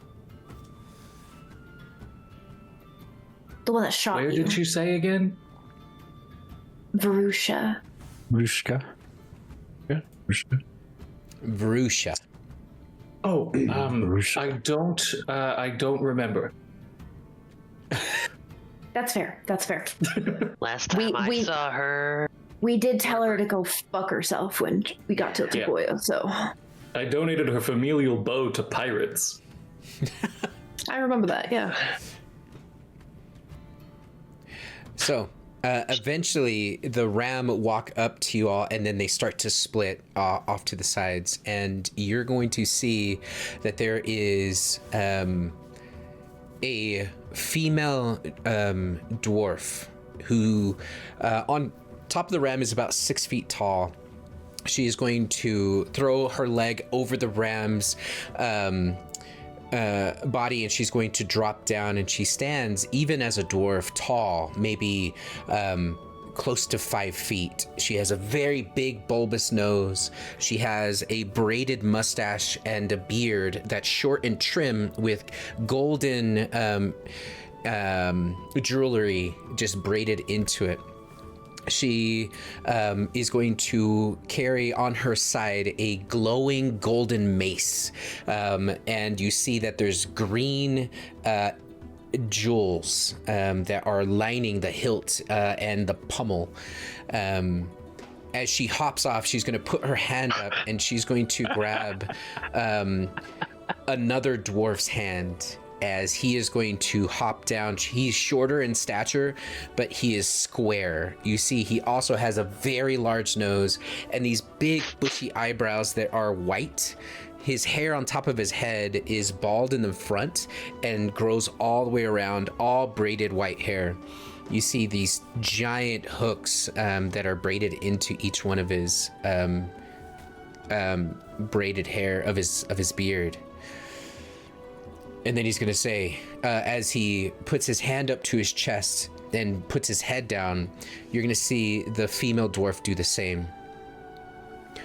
I am Lord Thrain Icevein, Jarl of Stormhearth Keep. And this. And then the woman steps up and she does the same. She slams her hand against her chest. I am Leda Frida Frostwhirl, Shield Matron of the Winter Guard. We come on behest of High Thane Brinja Frost Anvil, Queen of Vrusha, bearer of the Eternal Hammer. And you're going to hear a slow clap coming from the pier, as there is a man who's holding one of your bottles of wine. He's leaning against the barrel and he's just drinking like this, and he starts clapping. And you hear the crowd kind of shush him as the two dwarves look over to the side and then look back up. Your mother presents herself first. Evelyn von Sterling Wellington of the Naldir family.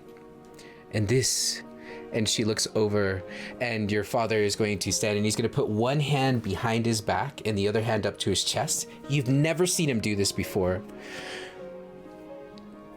I am Darren Naldir. A pleasure. Please. Our island is your home. We hope that the warm weather is not too uncomfortable. And as you look back, you see they're all dressed in their winter gear, and they are indeed sweating. A musk of ram feces and dwarven sweat kind of hit, mixed with dwarven feces. And none of that, maybe. And of course, the salt air. Maybe.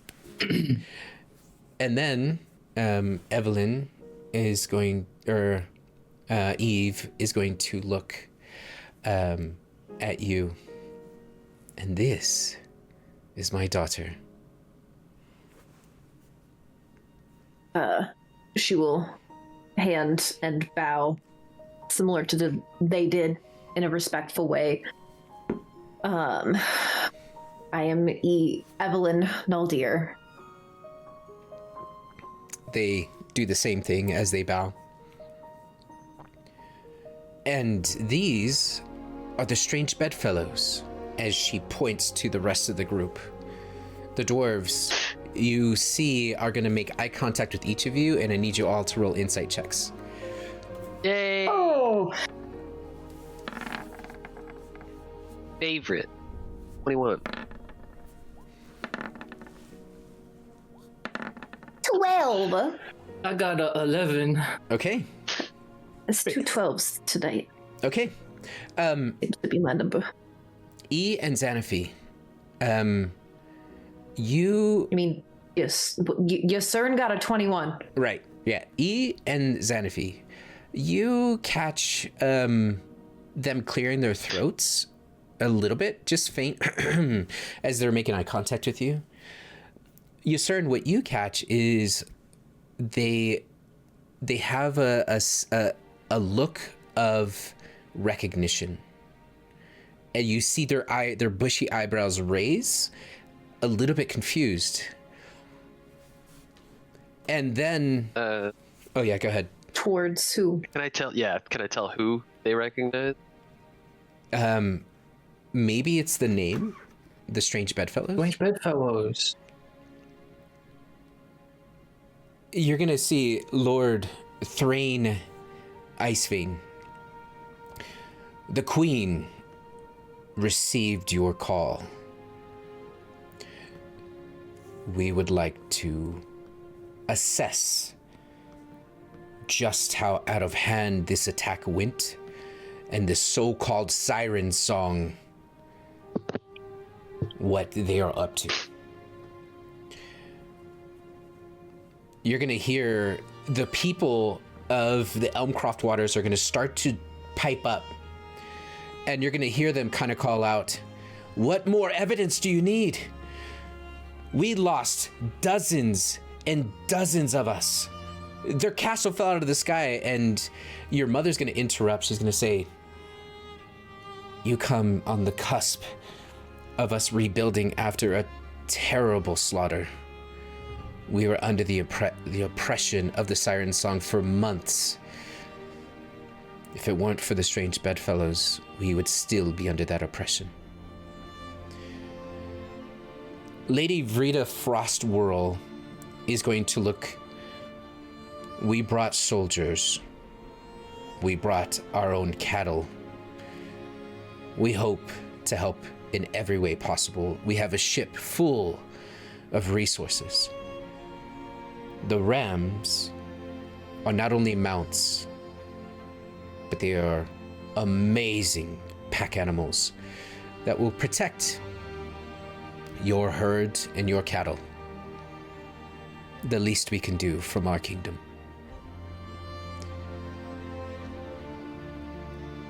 And you are?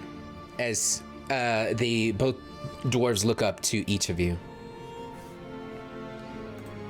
Cassius will. Oh, I'm more of doing an insight thing. go for it. Can I tell if they don't like a bunch of political chit chat and they just want straight facts? So, because you rolled a 21, Is it like orbs? what you're gonna insight on this is that the lady is absolutely in charge. She appears to be stronger. She has a golden weapon, and you see that he has none. She helped him off of his ram. She stands taller, and her whole demeanor is that of business, business, business. You're recognizing from him, although he is a very stout dwarf, he seems to be more diplomatic. He is the one that is offering all of the help that they brought. Oh, okay. Cassius will follow Darren's lead, do that same one hand behind, one forward bow, and say, Squire Cassius Aramith, an honor and a pleasure. They give the same bow. He'll nudge whoever's next to him. That'd be Xanafi, I think. Oh, Xanafi. It's gonna be one of the 3-0. He's gonna nudge her a little harder. Xanafi Ruinwood, it's a pleasure to make your acquaintance. Thank you for making the long trip. I hope your travels were well. They give you a bow as well. And then I guess I'll step up. I'm wearing all my entire battle ready gear. It will be polished, all black and stuff, and then I'm not gonna bow. I'll just nod my head a little bit. Wadun Shadowborn.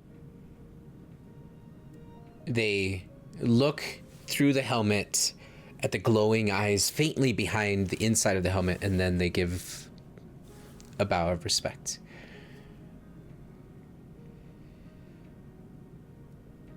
Hey, I'm Yusern.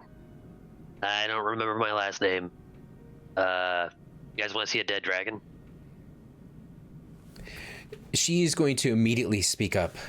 Yes, I would absolutely want to see this dragon. I understand it has a name. The Pale Maw. Where is it? In the graveyard next to all the dead zombies. Eve is going to step up. We are prepared to show you everything that you need to see, but you've traveled for many 10 days.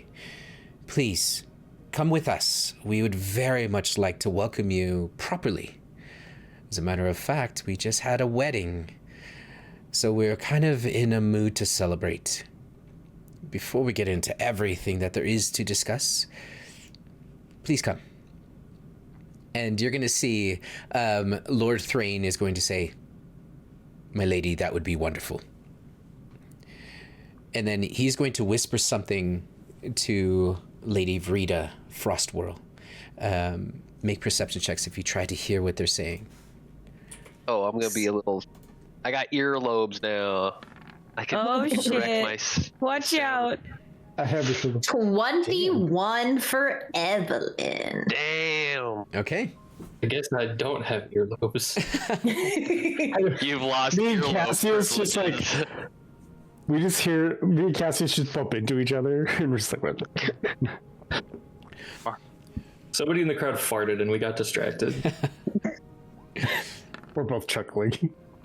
It was Xanafi that farted. No, it was not. Fart face. Okay. No. She's not listening because she's too busy being grumpy about being elbowed and how to be nice. Evelyn, Civilized. you are going to hear the mumbling from him, but you're going to read his lips. And he's going to say, "My lady, you're welcome to stay on the ship, but I think that our queen would want us to get our hands dirty. Just follow my lead, please." And then he's going to give you all a nod. That would be great. We have ours, if you have a place to pen our animals. And you're going to see, Darren is going to say, "We can help you with that, of course. We have help." And he is going to get some help. And you're going to see unloading off of this a ship by itself. You're going to see there's about 20 to 30 cow. There's pigs and sheep. You're going to see that the pigs are hairy, long-haired pigs, all animals of the northern tundra. And then you're going to see in the back a very large creature come out, and it's going to step forward, and you hear the doom as the wood creaks, and another heavy thud as you see this white feathered bear with an owl's beak and face is going to step out. You're going to see it has a metal collar all the way around its neck. As it comes out, it's going to shake and it's going to fluff its feathers, and it's going to give this high roar. You hear the gasp coming from all of the people as it steps out. Then the dwarf is going to look to you, and she's going to say, "A gift from the Queen of Russia. Allow me to introduce one of our guardians. This one is High Feather." And she is going to put her fingers to her mouth, and she's going to blow, and none of you will hear this, but the owl bear is going to stop, and it's going to look, and it is going to fly up into the air, and it's going to land right next to her with a heavy whoosh. All of the wind just gets blown through your hair, and it is going to close its eyes, and it's going to rub its beak against her, kind of shoving her a little bit. "A guardian, in case the siren song ever tried to do what they did again. High Feather, the Naldirs." As the owlbear turns and looks to each of you, you also see that it does have a saddle on its back, but it's a very slim saddle. There's no room for anything other than sitting on it and holding on.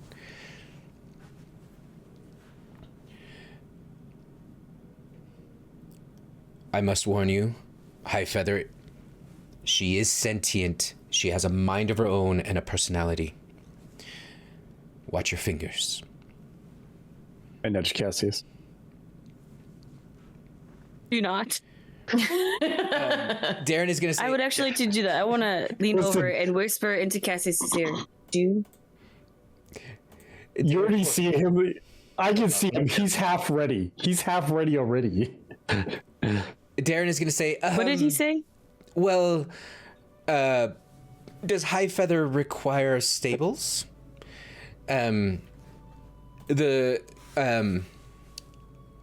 Lord Thrain is going to say, "If that is what makes you comfortable, yes, but High Feather is a noble creature, one that is not meant to be corralled nor harnessed. But if you and your people feel more comfort with it being in a stable, then yes, please."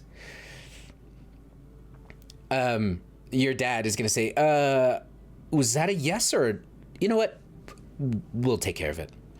And as you guys lead the two dwarves to the carriage, readied for them, you're going to see that the people are already starting to gossip and murmur about the fact that the Vrusha Kingdom brought all of this stuff, and then most of them have never seen a creature like this. As a matter of fact, have any of you ever seen a creature like this? I'll leave it up to you. I would say yes. Seen an owlbear? It's an owlbear, yeah. A large white owlbear. Evelyn's, Evelyn's mom is also a ranger, so she does lots of stuff with animals. I've been known to be in the woods a time or two. I've seen a guy before. Okay. That's a big duck. I think Cassius has seen one, but it was one of those, like, before he had a class, like, you're walking in the woods and you see a bear and you're lucky and thankful and in awe because the bear looks at you and decides to just walk away. Yeah, this owlbear now stands probably 12 feet tall on all four of its paws. You see its giant head, and it is actually right next to you guys. Do you guys do anything? Or what do you do next? What the fuck is that? I have never seen an owlbear in my fucking life. Yeah. I am going to speak to it in Sylvan. Ooh. I'm going to get like a little closer to it, and in Sylvan I'm going to say, "You are truly a magnificent creature. That these people would be willing to part with you, I will never understand, but Elmcroft Waters welcomes you. May you guard it well." You all are going to hear this tongue speak coming from Cassius as he's looking and making direct eye contact with this owlbear. As a matter of fact, both Lady Thrain Lord Thrain and Lady Vrita stop what they're doing to watch this interaction. As the owlbear takes a step towards Cassius, you hear the ground shake as it shakes the pier. And then it's going to walk up and it's going to put its beak on your chest. Ugh. He'll just sort of like, "Oh, look at you. Beautiful thing." And just start like rubbing the top of her head. It is going to make a sound. The sound it makes is that of... Imagine a bear waking up and yawning, but finishing with the high-pitched squeal of a bird. And it hurts the ears, it shakes you, but as it finishes doing that, it takes a step back, and you'll overhear Lady Frostwhirl. "Well, that's peculiar, isn't it?" And Lord Thrain says, "A good call. A good call indeed. Well, it seems you are already making friends. That's a good sign." And then they're going to continue to walk off. The owlbear will stay standing as all of the herd is brought off the ship and onto the island. And as the very last of cows move past, it's going to walk behind and follow the group as they go off to the other side of the island. And that is where we'll take our break. Good first half, everybody. Well done. I saw the cowboy hat remark. I saw it. For anyone, if the Roll20 chat was on screen at the time, I said in our little Roll20 chat, Squire Cassius puts on his cowboy hat. Yep. All right, ladies and gentlemen, thank you so much for tuning in to episode 55 of Thieves of Queens and Kings. We're going to take a quick 15 or 20 minute break to go refill our drinks and use a restroom and get some snackies. While we take a break, the amazing Mr. Minnie Mopsy is going to be the halftime show host tonight. So give her a good time and ask her all the questions, and we will be back in just a moment. See you, everybody.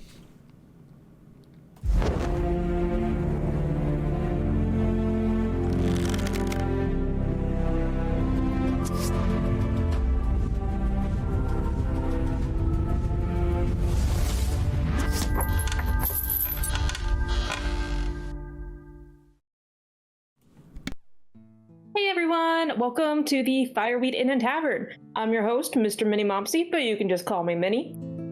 This is our show within a show, and we appreciate all of you guys for joining us.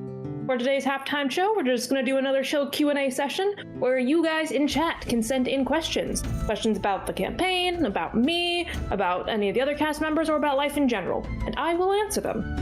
Use the Channel Point Redeem halftime show question to submit your question. Please be respectful and mindful with your questions. Your channel points might be refunded if your question goes against Twitch TOS, our channel rules, or if I just don't feel comfortable answering it. While I give you guys some time to submit your questions, I'd like to give a shout out to the artists and meme makers in our cast and community. Our absolutely amazing character art for the main cast this season was created by Abracazam. Our fantastic NPC art is created by cast member Always Sleepy 907. We have a wonderful collection of emotes created by artists such as Pukwudgie, Abananiac, Lunabaro9, Icarus, and Scoopidity. On the wall of our tavern here, you can see a beautiful artwork by viewers such as Mrs. Toxin, Lunabaro9, and Dalna Nightingale. You will also notice legendary memes created by viewers and cast members such as Eggsy, Crafted Havoc, Leon La Leon, and myself. I do dabble in a meme here and there, I might say. If you are an artist or a meme maker, we would love to be able to see your creations. The best way to share your creations is on our gaming-related Discord. I'm going to put that link here in the chat. We have a community art channel where you can post your art, and a memes are us channel for all your memes that either you create or that you find out there in the wild and feel like sharing.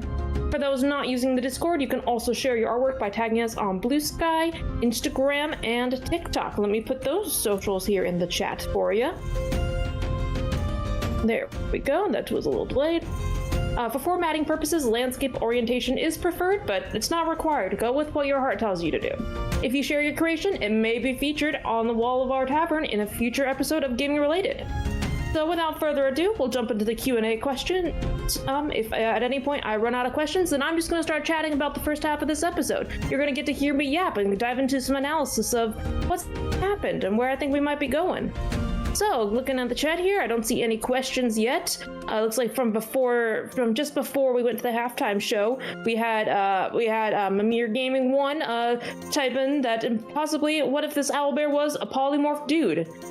I say that would be really funny, and also polymorph dudes deserve scritches just as much as regular owlbears do.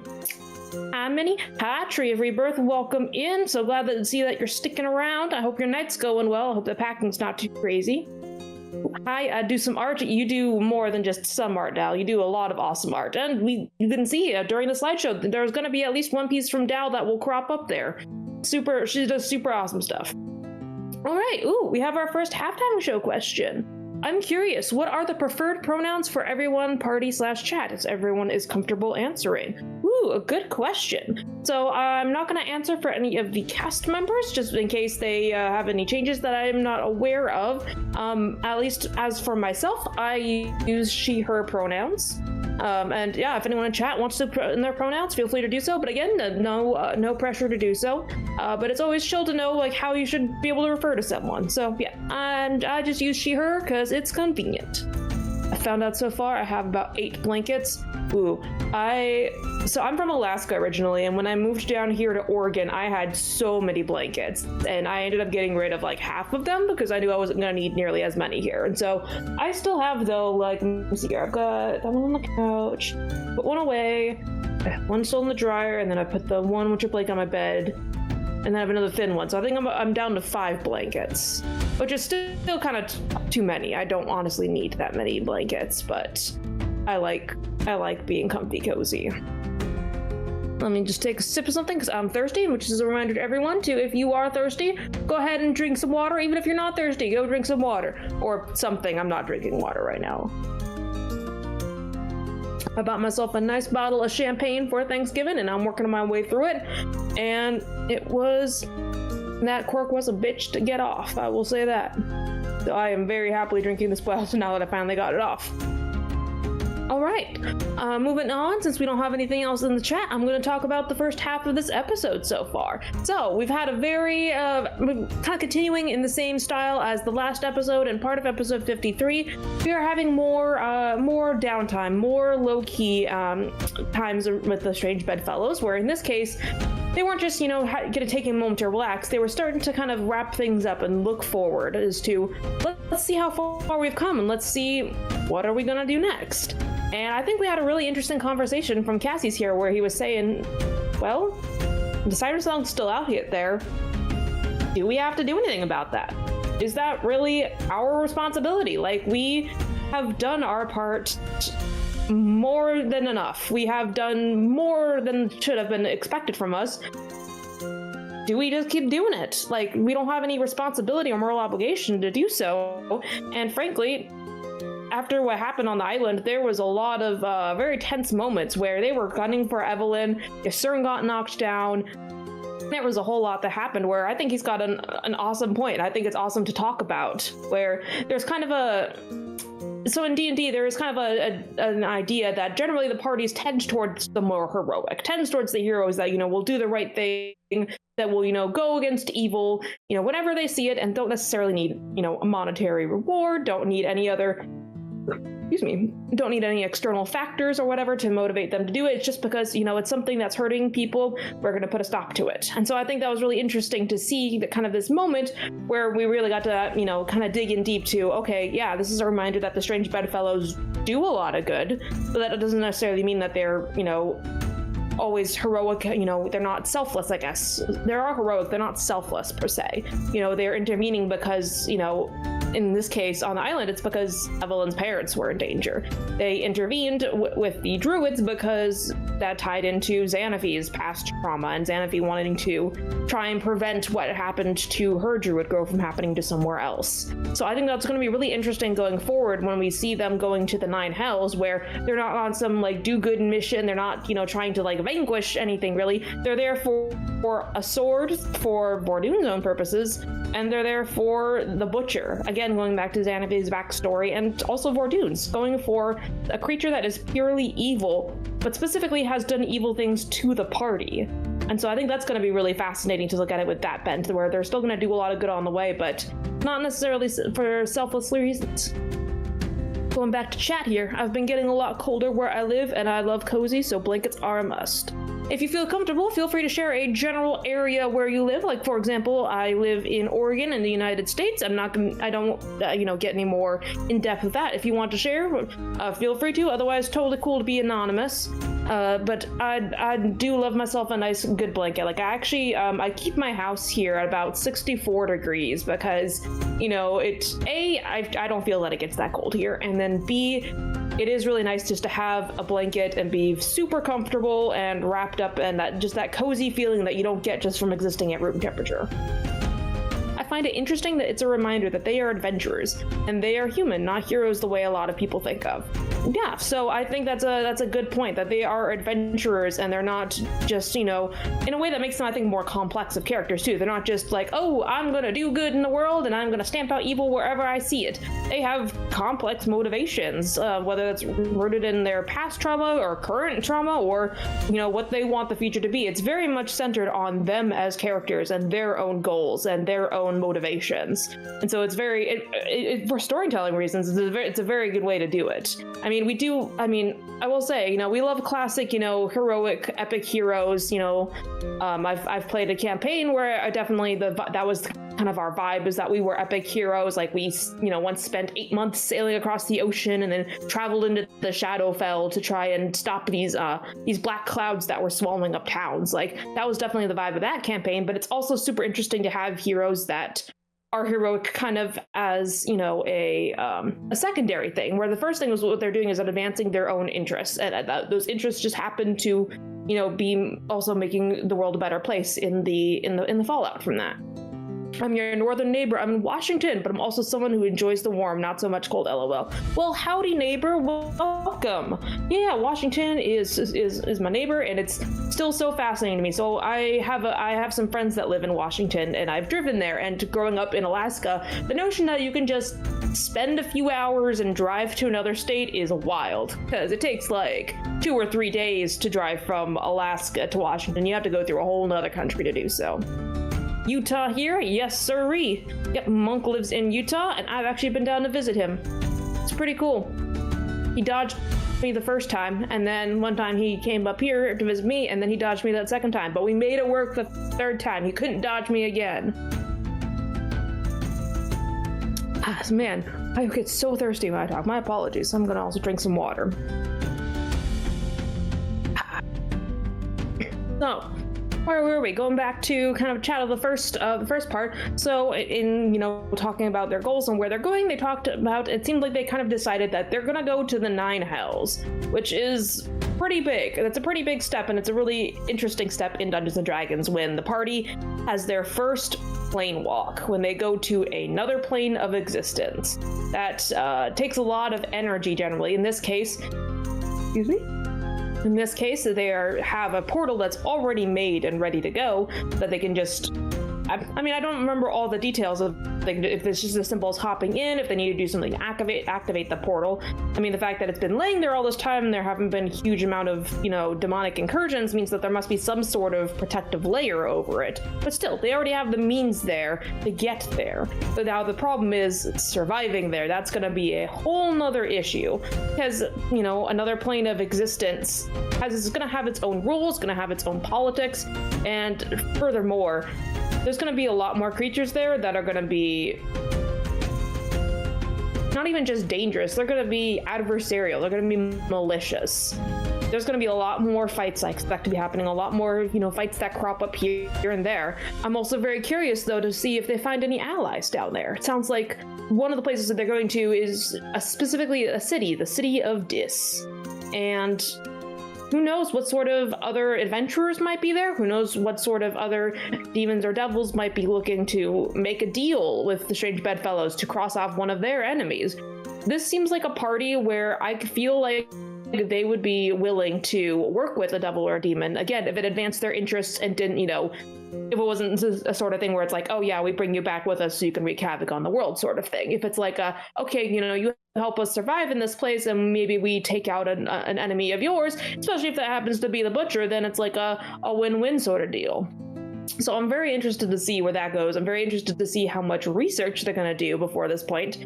And then I think CERN was ahead of the game in talking about what is their exit strategy.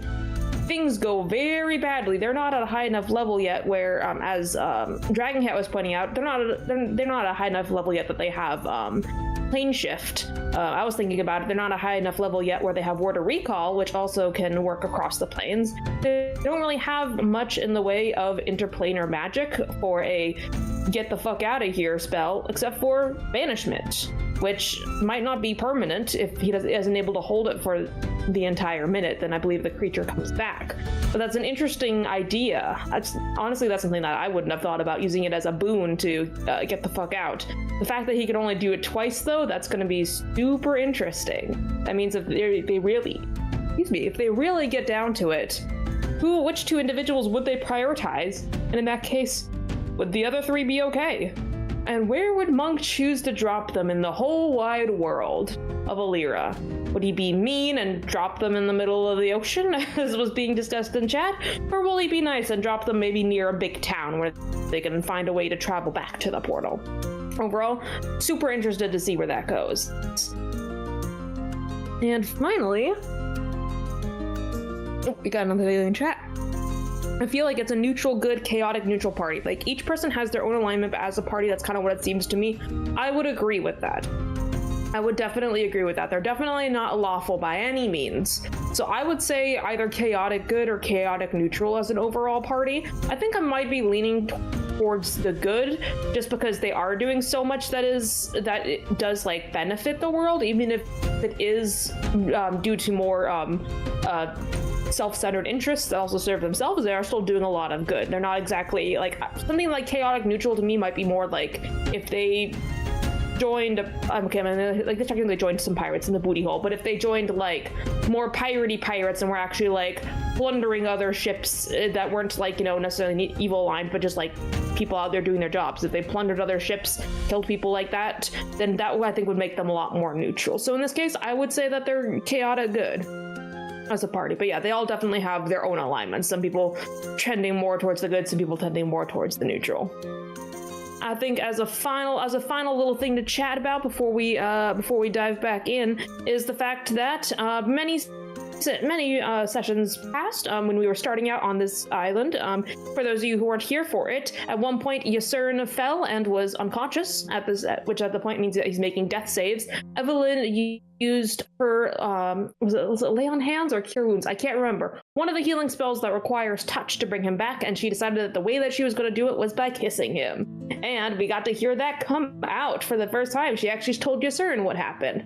And so in this party that is very prone to romantic entanglements, very interested to see if anything comes of that, or if it's going to, it's kind of going to be an awkward moment that they move over. We've had some previous potential romantic things, such as when Ysern tried to essentially force a wedding almost on Vortune and Evelyn without telling either of them beforehand. And that got super awkward because neither of them really were into it, was what I got from it, essentially. So it'll be interesting to see if, now that Evelyn is entangled both with Cassius and Xanaphi, is she gonna broaden that pool a little bit, or was it just out of desperation, I love you, and it's not necessarily romantic I love you, it's I love you, platonically I love you so much because you are part of this crew and part of, keeping this whole party together. We'll see. Healing hands. Oh, okay, healing hands. That's what it was. Okay, that's the ASMR thing. Right now that she's in ASMR, she can actually do that. That's like their kind of version of lay on hands. The kiss of life. That's exactly what it was. It was exactly the kiss of life. And it was a really beautiful cinematic moment. It was very funny to see Ysern's reaction, be like, what? I don't know what to do with this, and have Cassius literally coach him through a response. Leon owes me a facial reaction because everyone else had too good of a poker face. What a fairy tale way to heal someone. Exactly. That's exactly it. It literally is like out of, what is it? Snow White and both Sleeping Beauty. They both were awakened by a kiss. I panicked. And you know what? That is also comes for great moments too. I definitely had a character who he didn't kiss anyone while he panicked, but he panicked a lot, and that led to some interesting decisions on his part and my part. It can lead to some good stuff story-wise, and I think it'll be an interesting part of their relationship when they've already established the clearly like the dramatic moment of Ysern saying, if I go too far, Evelyn, please take me out, and Evelyn saying that she would. It adds kind of some juice to that. Disney fairy tale nods. And with that, I think we're coming up about to the end of our 15 minutes. I forgot to set a timer, but just looking at the time here, I think it's approximately at that time. So we're gonna start wrapping up here. I got a spiel here for the end. Let me go ahead and pull that up real quick. It's time to start wrapping up the halftime show. Just as this cast has been taking some time to self-care, this is your reminder to self-care. Drink some water, eat a snack, stretch or move your body, use the bathroom if you've been holding it in, give yourself a mental break from whatever you're working on. Whatever you need to do right now that will help you take care of yourself and make you feel even like 5% better than you are right now. We love you all, and we want you guys to take care of yourselves. A quick reminder, again, as I plugged at the very beginning, we have a Discord server where you can hang out with us when we're not streaming. Also, after the stream, each stream, we generally will hang out in one of the VCs and do like a little bit of a wrap-up wind down for about 10 to 15 minutes after each session. We also, again, as I mentioned, we have social medias. Feel free to check us out there, and we also post on there as reminders of our show times. And then finally, if you want to catch up on the story thus far, or if you even want to cut back even further and watch our very first campaign, go ahead and check out our YouTube channel. That's where you can find a lot of posted previous episodes, as well as some shorts that our tech guy, Leon, has edited. So thank you guys for hanging out with me in the Fireweed Inn Tavern. Thank you to everyone who has followed, subbed, gave biddies, or rated in. Whether you're chatting or lurking, whether you've joined us recently or you've been here since the beginning, we appreciate you all so much. We know there are so many things that you can spend your time and attention on, and the fact that you're spending it here with us is super cool. So, everyone, sit back, relax, and enjoy the second half of episode 55 of Campaign 2, Thieves of Queens and Kings. Monk, take it away.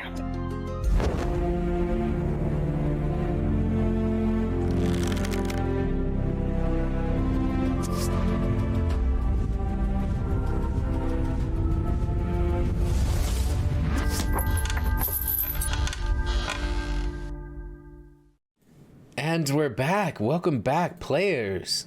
How we doing? Dog, so good. So good. Turkey's good? Oh my god, it was gorgeous. Huh? So good now you got food. And it just turned out so beautiful and juicy, and I'm just so proud of myself because I didn't use the thermometer, but I think it's fine. Wait. And it's gorgeous. It's so pretty though. Well, right on. You're muted, Cassius. We cannot hear you. You pointed and said something funny. He's probably saying some bullshit. It's fine. Bullshit, bullshit, bullshit is what he said. Hag boy, hag boy, hag boy. Hello. Hi. He wants turkey picks. Hello. Okay. No, here's what I was gonna say. Here's a fun fact. It's something really cool that I learned. Did you know that poultry doesn't actually have to be cooked, strictly be cooked to 165 degrees to be okay to eat? It's like I don't know what the right kind of graph is, but 165 degrees is the temperature at which salmonella dies instantly. It can be cooked at lower temperatures so long as it sustains that temperature for a long time. So like you could have poultry that's cooked to like 125 degrees so long as it sustains 125 degrees for like 90 minutes or something like that. Oh, I love that. So don't use those exact numbers. Like, please look up what the actual numbers are. Don't just take that on my word. But the whole principle, yeah, it's very cool. It's too late. I already Don't made a take my medium rare word chicken for it. nugget. No, please. Medium rare No. chicken. Yeah. And raw eggs for dessert. You heard Oh, it I here, love folks. raw Don't cook eggs. your chicken. Eat it raw. Yeah, actually, it's really good if you Eat wash it raw off so long first. as it can be. You can eat room temperature chicken so long as it's been room temperature for 3 days. Oh. And you wash it off.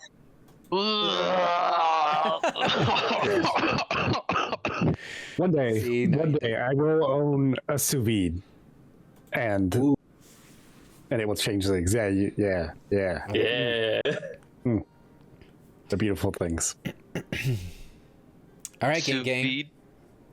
Where we last Mulch gang left for off. life.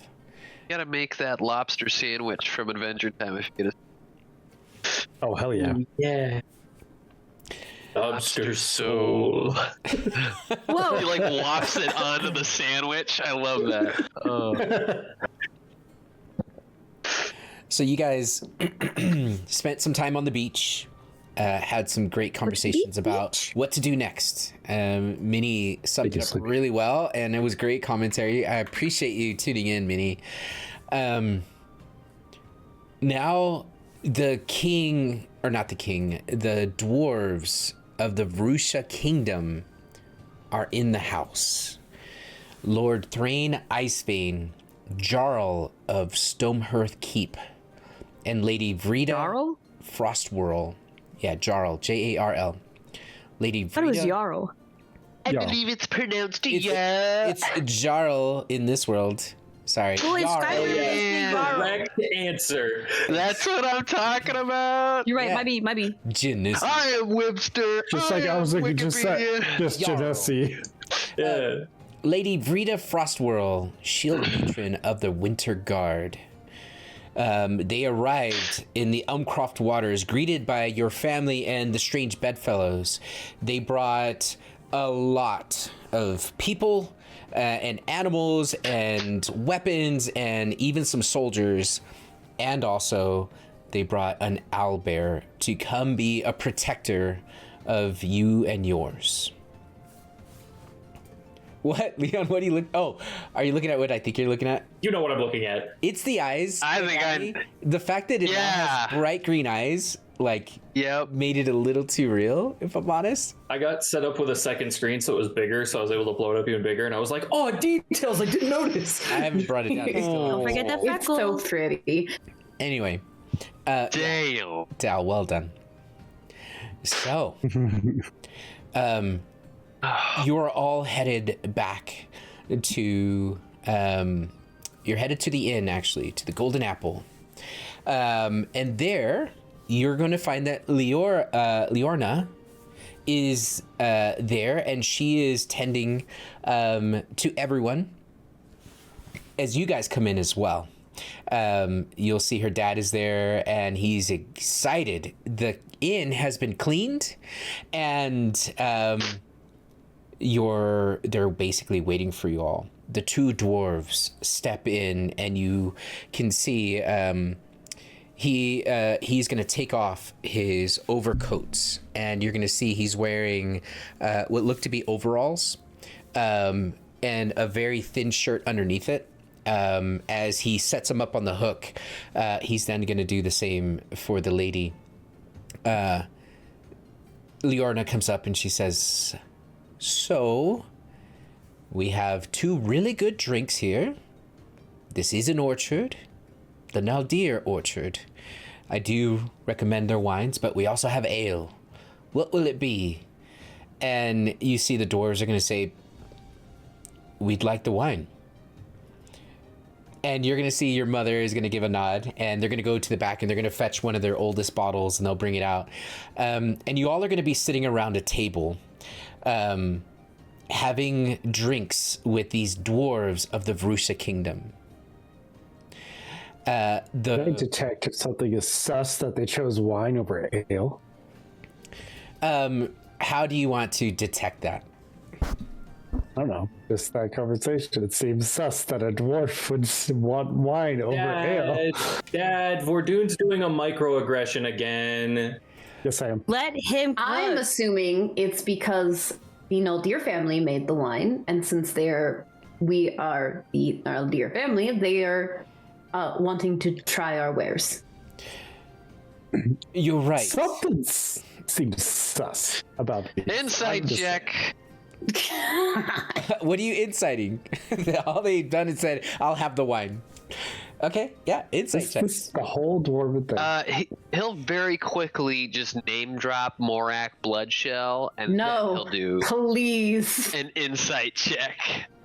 What do you think about Morak Bloodshell, huh? The most You ever heard subtle- of a guy called Morak Bloodshell by any chance? So they're first going to comment to Vordoon. "Well, we thinks it's more hospitable to have what you would have us drink.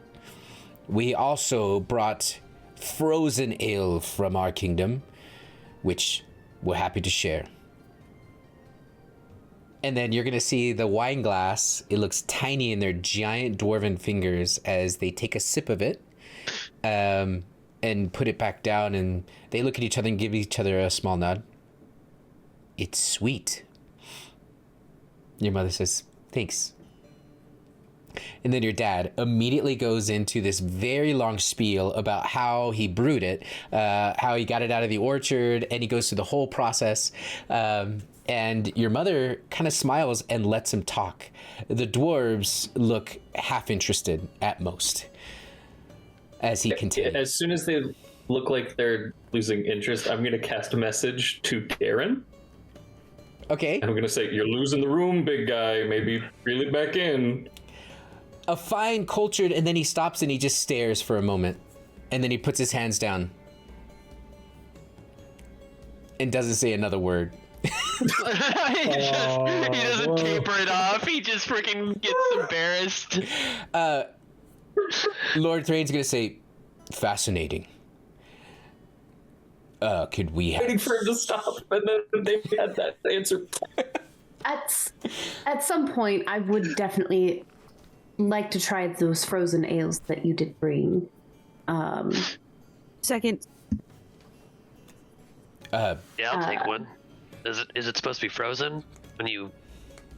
I assume the freezing is Eat part of it? how it was prepared. Right.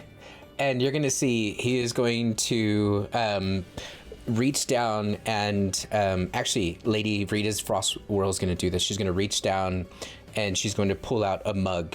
And the mug, it's gonna be like this. And she's going to set it down. "Have as much as you'd like. This is the most frosty ale you'll ever set your lips on." Do you dwarves like to drink a lot? It depends what time it is. Oh, okay. I was gonna maybe propose a challenge. A challenge, you say? A drinking contest between one of you and maybe Evelyn. Maybe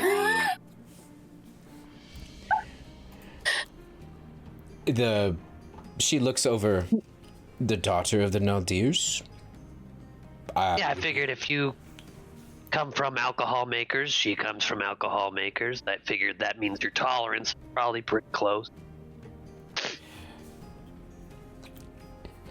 You're gonna see a smile on Eve's face, and then she's Evelyn's given a look like you're.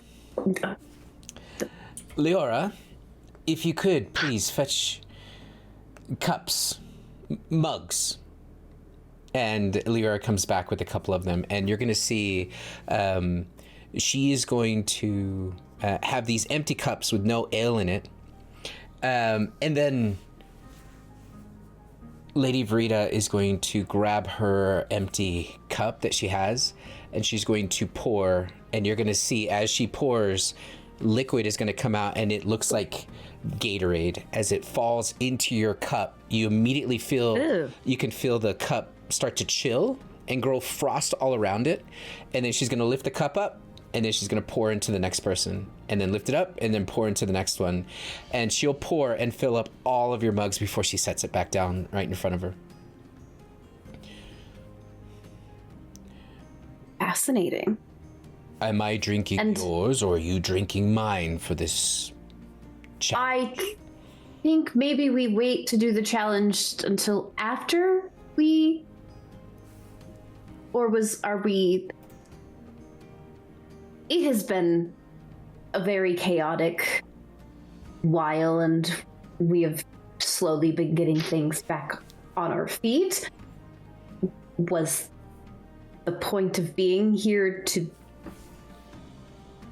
just discuss, or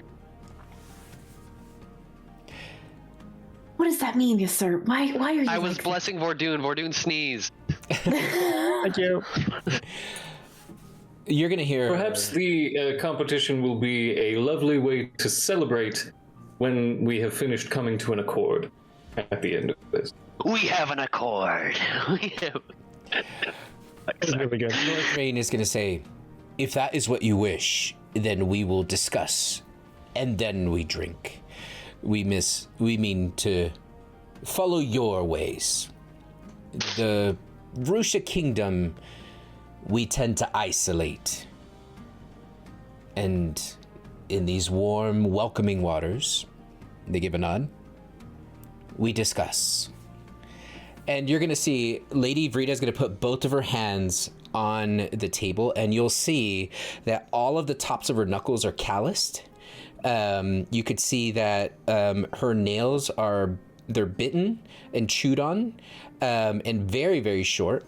And you could see that there's a scar that goes over one of her hands that looks like lips. It's such a big scar. And she's gonna say, Queen Frost Anvil's mandate is that we come to tell you that the siren song has spread way beyond the Elmcroft waters. The Queen sees the dragon attack and siren song not as isolated events, but as omens of a larger, how do we say, a magical destabilization. Our interests lie with two reasons. One, to show all of Alir that the dwarves of the Vrusha Kingdom stand united as a one people. And two, that the arseholes in Stodio Hall are sitting on their thumbs, waiting for the world to end before they ever leave their anthill. And then she's gonna take a slow drink. And then you're gonna see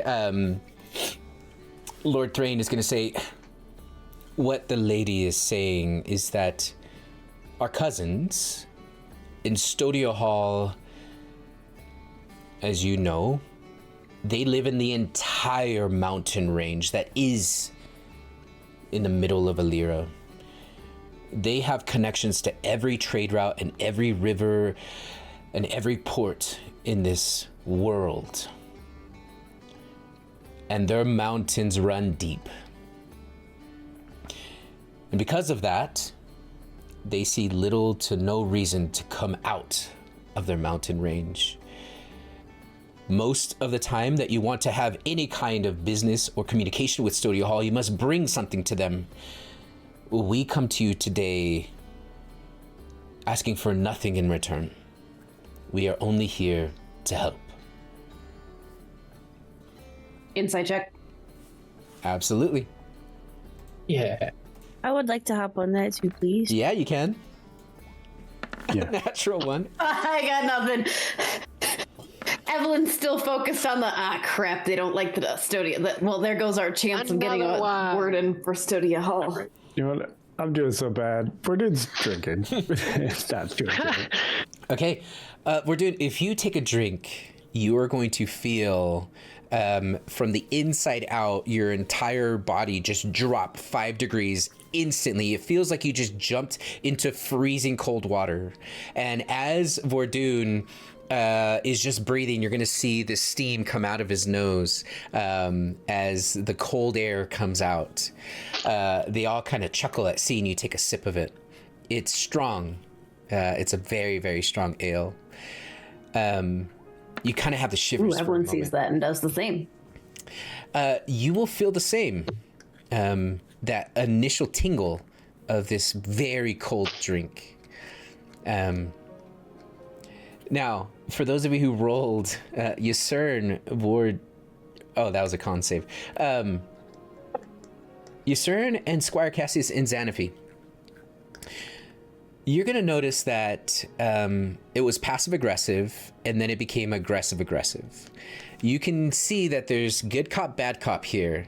The tactful one here absolutely is Lord Thrain.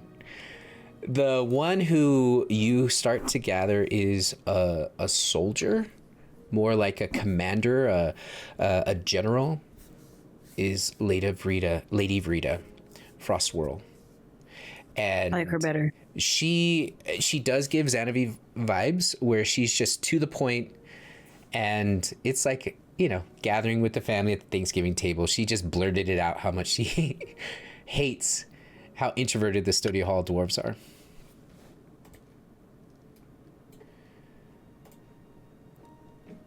Anyway,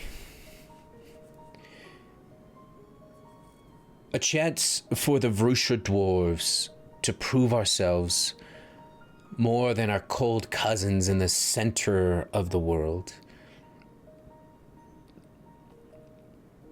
Us dwarves have much to build. It's interesting you bring up Stodia Hall. I fear that there are many connections of which you speak may result in their undoing. You see, from what we hear, the Siren Song has their eyes set on a number of places, Stodia Hall being one of them. Sorry. No, by all means, it is a difficult challenge indeed, seeing how we can help those who refuse to accept help. They have something the Siren Song wants to accomplish their goals, and I fear if they truly think themselves entirely safe up in their mountain, then they dearly underestimate the threat that they may not even know is coming. The Pale Maw was bested by you all. Do you believe that the threat that is coming is grander than a white dragon?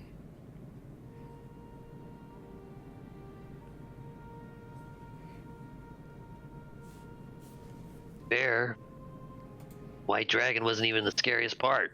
Whenever the Siren Song sent a bunch of undead wizards to try and bring it back. That was terrifying. They have necromancers in their midst. And I'm new to Elmcroft. This land is beautiful and bountiful, has much to it.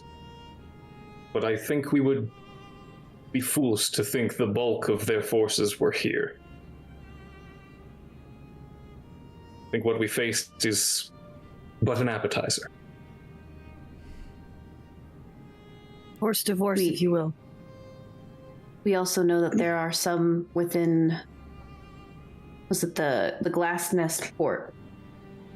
We're familiar. Our neighbors to the west. That is another place that the Siren Song are infiltrating. My brother, my twin, he is there, keeping an eye. It does not sound like at the moment they are doing anything hostile or going to the extremes that they did here in Elmcroft waters. But they are definitely spreading roots there. I worry about this. Sorry. Since we're gaining acquaintances one with another, and he's going to look at Eve. Your children are quite outspoken, and your mom's gonna wink at you, and then she's gonna say yes, and are free to do so. Lord Thrain's gonna say, you have a brother who is also away from home. Any other siblings across this world, where we come from, families tend to stay close one to another, sharing the space. Apologies, I probably should have started with that. This all started because the Siren Song kidnapped him. You'll see Lady Vrita is going to kind of clench her fists and she'll take them off the table. Go on. I went after. That is how I became a part of Strange Bedfellows. I was trying to help and find him. Do you know what a rune oracle is? And What now? a rune oracle, and you all can roll a history check. I know exactly what that is. 21. Okay. 20. Nice. 24. Damn, look at us go. Dude, buddy. Roll to the concave. We're doing it doesn't matter. It's just conversation. You're not fighting. You're busy. Guys, I have not rolled like for anything important. The Constitution saves the only thing I rolled good at, and that was just to be like, oh, I wonder if I get drunk off of one drink. I'm so we win. There are people in tune with the world, in tune with stone. We call them rune oracles. We have a few of our own. Stodia Hall has many. The Stodian rune oracle sent a message months ago warning of a voice rising from beneath the world's shell. The Vrusha delegation suspects that the sirens might be connected to this prophecy. That was months ago, and they have yet to leave their mountain. You must also forgive us for not leading with that. The Stodia Hall dwarves are not our enemies. They are family. So please do not misinterpret our words. We will go and pay them a visit. The High King and the queen ourselves.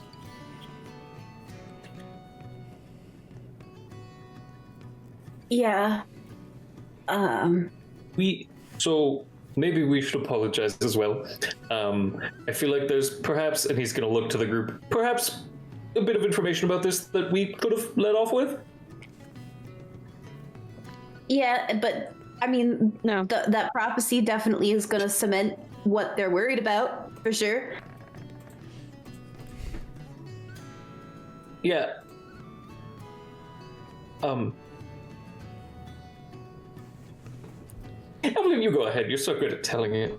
What? That's not fair. I'm just still trying to find out. Okay, so you know the shape of the mountain ranges that sort of it's. Do we have Darren? Do we have a map? A physical map in the game. Prop. Do we have a map? Absolutely. Like easily on hand, like immediately, like. I'll be right back, and he runs out of the inn. Okay. Okay. Yusrin's gonna drink some of the frosty ale.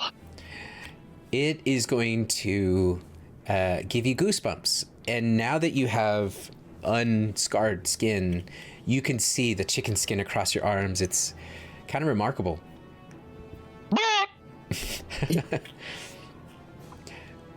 So, the thing within Stodia Hall that I don't even, did we hear, do they know they even have it? Or is it just like part of somebody's house that they don't even, anyway. It is a heart. A massive heart of a beast of incredible size that we have learned the siren song wishes to rebirth. Xerexis Stormspire, That's the one. a mother dragon. We have not heard of this. In all sincerity. This heart... It'll make more sense when Darren gets back with the map. I really like it's helpful with the. I really thought he was going to be back by now. Because I thought. Are you familiar with the previous iterations?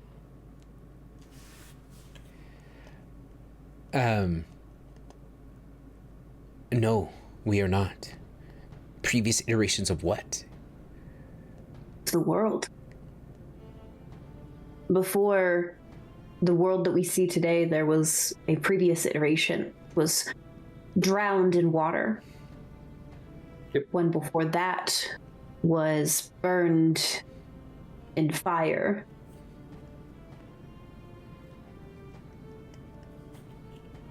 Wait, And- is there a new pillar every time that one of these things happen? Not necessarily. No, the There is pillars a- are the ones that do it. So there's It's 5 usually pillars when that there happen is 5 an. times. I think it's a coincidence. Actually, Like- I read of a story about 100 years ago, I think, that was it was actually going to happen again. It was going to be like a 6th iteration, but there was this group. I'm trying to remember their name. It was War Crimes and Sex Jokes, and they What type of name is that? took Alira's first flighted ship and sort of stopped it from happening. It's a little known story. I haven't been able to verify the truth to it, but Hold on. We have such a was cool the one name, and we with- have the strange Bedfellows. hey, Hey! I like the strange bedfellow. It implies we fuck. We're I cool. don't really think I would want to walk into a room full of well-meaning individuals and say, "Hello, we are War Crimes and Sex Jokes." We make enough of them, don't we? That's you want to tell people what you're about, not what you do. So you do blow their minds. You gather as you telling the tale that they are an isolated people. They tend to themselves. After more conversation, you find that this is the first time that the Vrusha Kingdom dwarves have left their home, and they came because of your mother, and they are learning of the world the same way that the druids of the Morass of the Hadrain did. And after an hour of this story that you're telling, they are enthralled. You can see they're sipping on their ale. They did not take another drink of your wine. Before your dad runs in and rolls the map out over the table, knocking over cups and stuff. She just picks up her mug of ale and she keeps it close to her. The magical essence of it. Found it. Cassie's gonna go, Darren, really? An hour, man? Well, He's got Jolly Ranchers. I was watering the plants, and then I had to check on the furnace, and then I also had to make sure. I'm sorry. Here it is, though. See a specialist. Right. Be nice, please. I'm sorry, but I said, do you have a map on hand? And he left for an hour.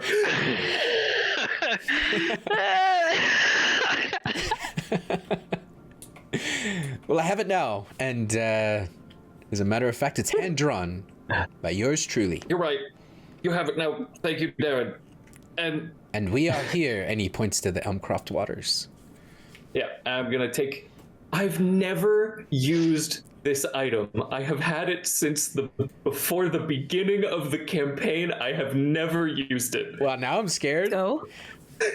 I am going to take my finger and I'm going to drag it along the mountain range. I'm going to draw the rough shape of a dragon over the mountain range, and it's going to leave a like golden trail behind it. It's actually going to write with just my finger.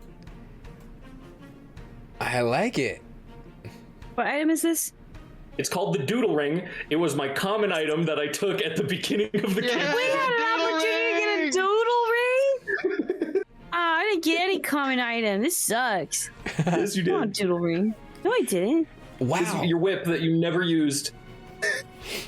Oh, yeah. You're gonna see both of the dwarves are gonna stand up, and they're just leaning over the table looking down as Cassius draws, and you can see where the head of the dragon is, where one of the wings are, and its heart, essentially. And by the coldest anvils, you're right.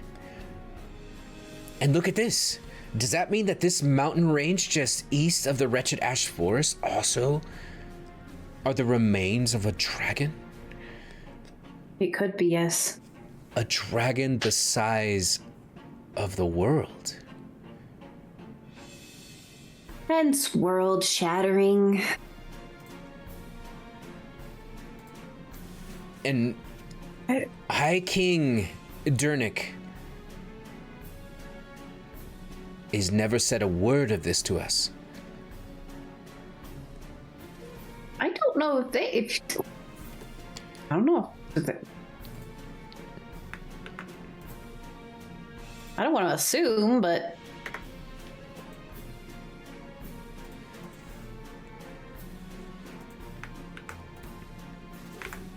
I was just going to cast message to Evelyn and say, who is that? I don't know who High King Dernick is. King of Studio Hall. Okay, thank you. His full name is High King Dernick Stonethane, also known as the Iron Sovereign. If it is something that Studio Hall is not aware of, then you see the imperative that they be made aware, whether they want to or not. And if it is something they're aware of, then that brings about even more concern.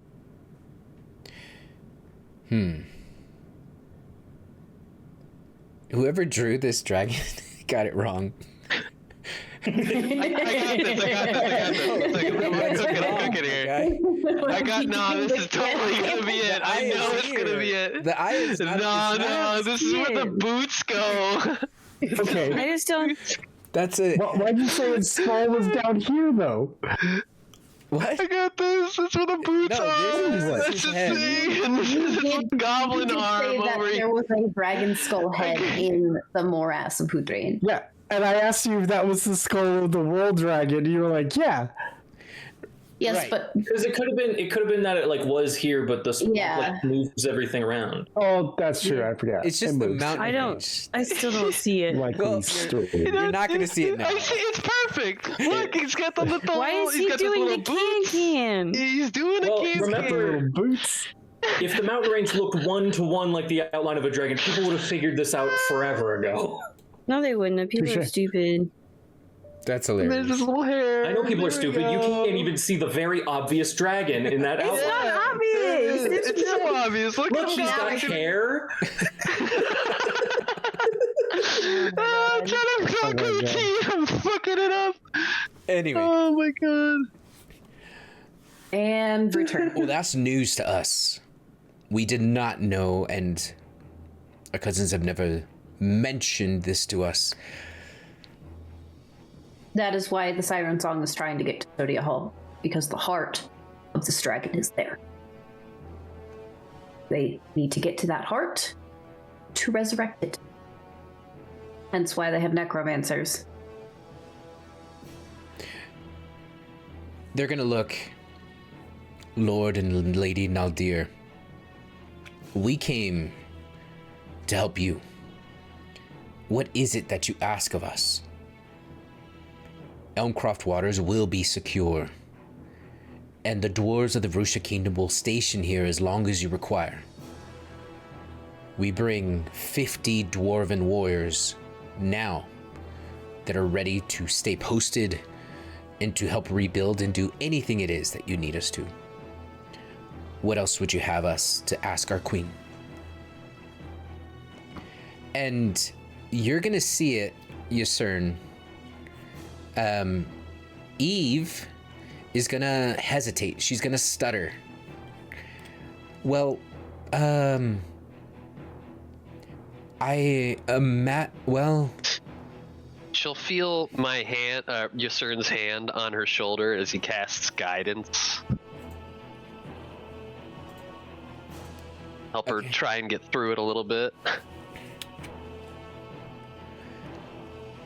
she's gonna steady herself and she's gonna say, we wish to speak with the three kings. We wish to get all of the world leaders to the Lefate Kingdom. That is our hope. If the Deravars can join in hearing us with witnesses of what happened here in Elmcroft waters, that we can squash the siren song before they gain any more momentum. At this, the dwarves, and there are three kings, so you guys know, and I'll see if it'll work if I post it this way. Oh, it did. There's the Eastern, Western, and Northern kingdoms in the Lefate. They're symbolized by these three towers on the map. King Solus Derevar is the oldest of the three, and he is about 110. He's a very, very old human king.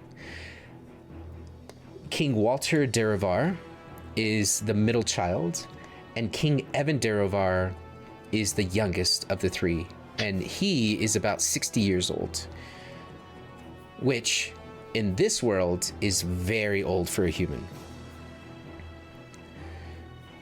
If the Derevars will meet... Wait, I thought they were triplets. No, they're not. They're just three brothers. Okay. I misunderstood. I probably said triplets, I'm sorry. A time witch smacks them in the face and The dwarves... die. The dwarves laughed. You're going to speak with the humans, no offense, but what are the kings going to do? They've been fighting with the elves of the Grave Rose Timberland. It's a matter of fact, it's because of the Grave Rose Timberland that the Lefate Kingdom even lives to this day.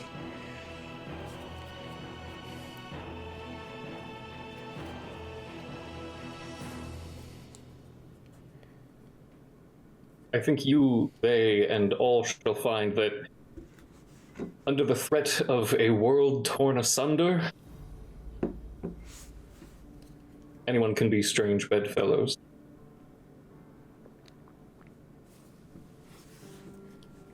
she looks at you, and she's going to give you a nod. I understand. Very well. We will go and reach out to the dwarves of Stodio Hall and urge them to meet at the Lafate Kingdom. Have you sent a word? And your mother's going to say, well, everything is happening so quickly. When we reached out to you, we've also reached out to the Grave Rose Timberland. We've reached out to the orcs of the Wretched Ash Forest. We even reached out to the Goliaths of the Cruise. You were the first to respond. At this, she's gonna kind of puff her chest out. We did respond. But now we understand the gravity of what's happening. What are you to do now, in the meantime? And your mother's gonna say, well, we still need to rebuild Elmcroft Waters. We are still burying our dead and our fallen. What you see today is only a semblance of normality, but we're working towards it. And the strange Bedfellows have been fascinating, or not fascinating, they've been extremely helpful. We're also rather fascinating. Mom kind of chuckles a little bit, and they're fascinating. Well, enough chit-chat. Now, a challenge is in order?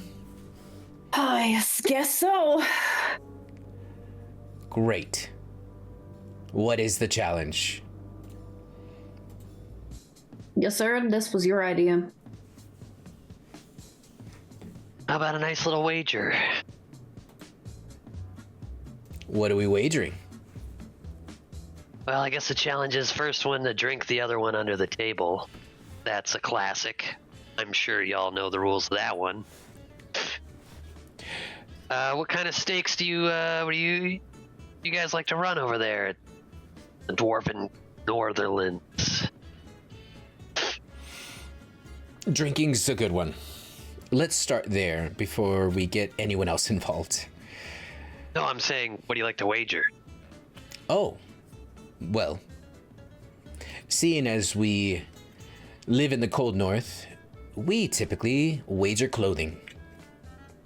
But seeing as the less clothes you wear here, the more comfortable you are. So, beats me. What would you like to wager? We wagered taking off our clothing. Everyone's naked by the end. Except for me. If that's what makes you comfortable. Evelyn's got everyone's clothes on. It's really hot in here, guys.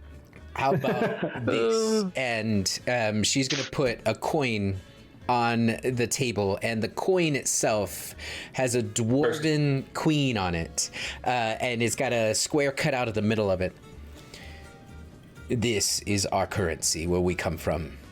And you can just see Darren's eyes go wide like saucers. That's not gold. That's adamantium. You're right. The very adamantium that goes into our armor and our weapons. This here will smelt for a good dagger. And then she pulls out a pouch of it. It puts it on the table.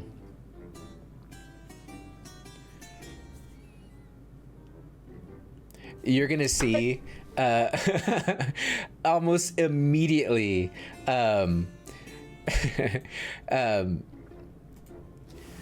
Lord Thrain Icebane is gonna say, Vrida, we only just got here. And she's gonna say, you said to get our hands dirty. This is what they do for fun. We're having fun. Have a fun time. And she's gonna kind of push him back.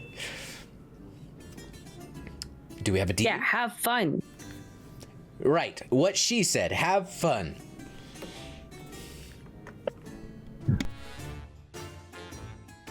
And what we wager is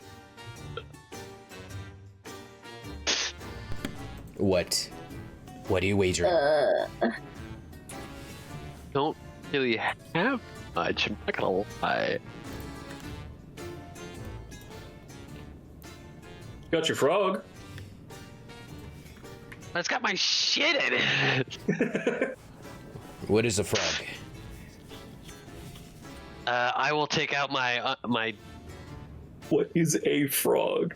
the frog bag. What are frogs? Your bag. How do you Yeah. fuck a woman?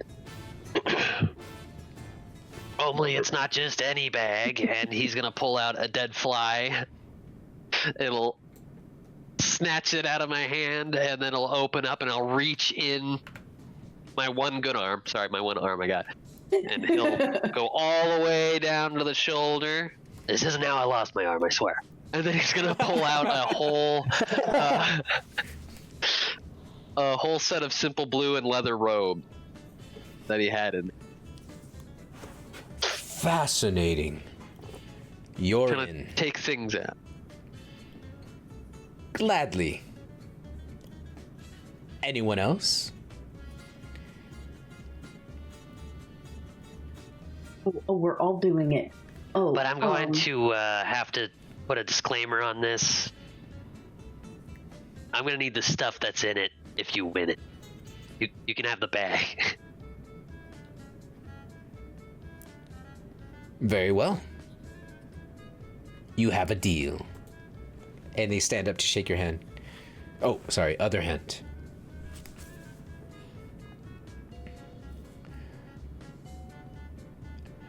You're gonna hear Darren say, I don't have much to give, but I'll give you a tour of my basement. Jesus. Wink. Yeah, you will, Daddy. You're gonna see the lady kind of look over at the Lord like, what? And then she looks over at Eve, and Eve's like, it's pretty cool. And show you around my library. Let you take a look at what's in my shelves. Yes, precisely. Evelyn, why does your I'll take you to the why does your library. mom know about You this can guy's sex finger basement? through my pages. Yes, I'll let you look through my pages. Okay, crazy. The final pages. Oh, you said the thing.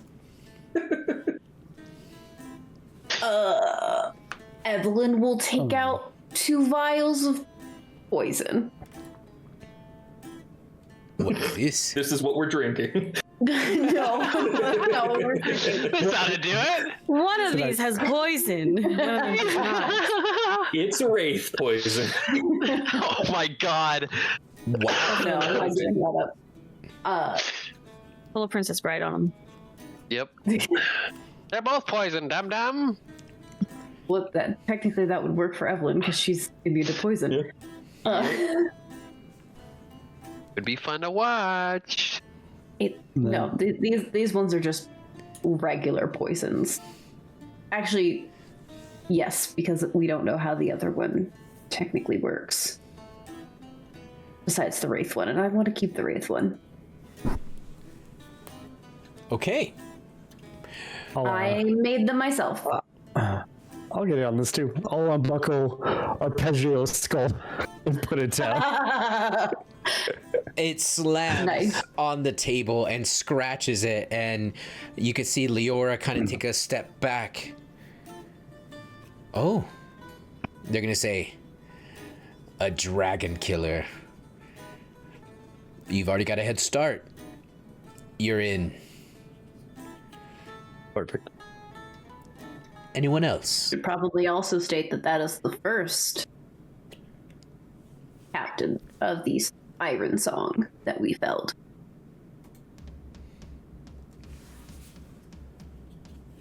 Wow. An heirloom. Anyone else in before we start drinking? I'll officiate. Great. Then hold this, and she's gonna hand you the mug. guard it with your life. I'll sit between Evelyn and Ysern. Okay. Cassius. Yes? How are you gonna officiate this? Just asking, dude. You got any buffs, man? I'm fucked. Help me. I always thought I was buying in for fucking Evelyn, and they were like, "You're in." Fucked up, Aaron. My dear friend, there is nothing here or in any world out there that could best you. Right? Inspiration. That was good. Question. Right. I had 4 syllables at the end. I was like, That was so good. Okay. Oh my god. As Cassius is counting on his hands, did you lose the mug? What are you doing? What are you looking for? There's blood on my hands. Why do you have Like, blood no on your lie? hands? I don't know. Yeah. Why? No. Sorry. I don't know. What part of your body were you stabbing? I don't know. Go Anyway, fix it, you sicko. It's dry. It's fine. Somebody's dead. I'm calling Give it a lick. Nope. It might be strawberry. That's sus. Give it a They've been lick. dead for a while. Ooh. So, Ooh, that's dirty. Do you Before think we so? begin, Better not. I feel it's only right to, with the home court advantage, to offer a bit of assistance to our new friend. So he's going to look to the good lady and say, "New friend from the north, steel your resolve. Blessing of the bear, hold true. Hold your chin high, stoke the flames in your heart. Lest my darling make a fool out of you." And I'm going to cast Enhance Ability on her with Bear's Endurance. okay. I love it. Can I see it? Yeah, of course. And you see, as I cast it, she like gets a little bit burlier, a little bit hairier. She gets like more like animal kind of eyes. Yeah. And it's right there. Boom. Okay. I can help with something too. I'm gonna reach over to Ysern, look me in the eyes, and cast Thunderwave. I'm kidding. I wouldn't have.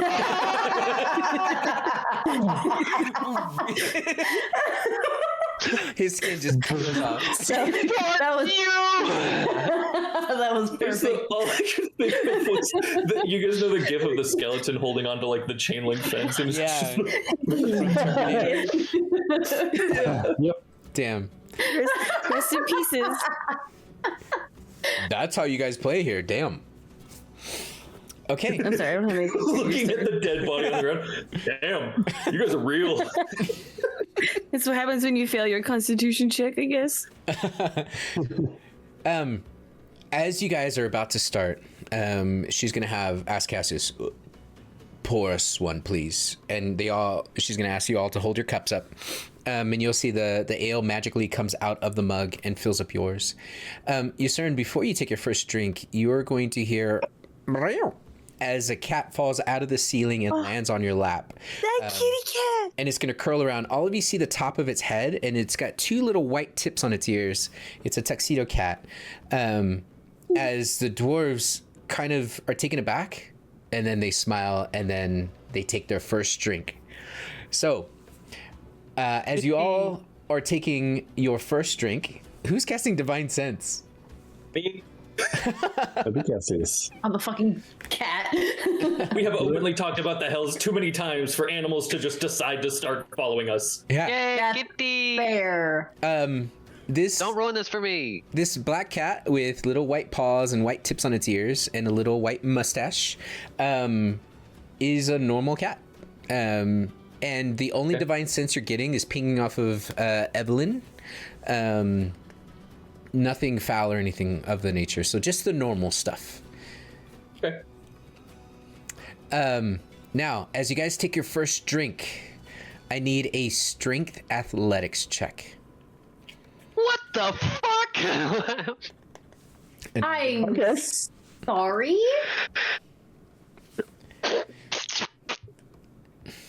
Fortune's like, cool, you got it. No problem, man. I'm okay with this. Okay. I got 7. So, Evelyn, I should say this. Any saves or any checks for you are all deception. And it's only up to how you want to play this. So you don't have to make these checks. But you do need to roll deception. Now, with this first check, you don't... you won't even know how to act because... Okay, that makes more sense. Yeah. Now, are the rest of you drinking? So it's just Vordoon, Evelyn, and Yusern. Xanafi, are you drinking? To be fair, she might know how to act because she saw Yusern and Vordoon take a drink before. That's right. Make an intelligence check then, Evelyn. Xanafi, what are you doing? What are those? I think she's just kind of sitting back, watching, Okay. zoning out a little bit. Okay. I'm not great at those. You saw the shiver. Now, Vordoon, as you take a full-on drink, and you've already been sipping on this over the last couple hours, you are going to feel heavy.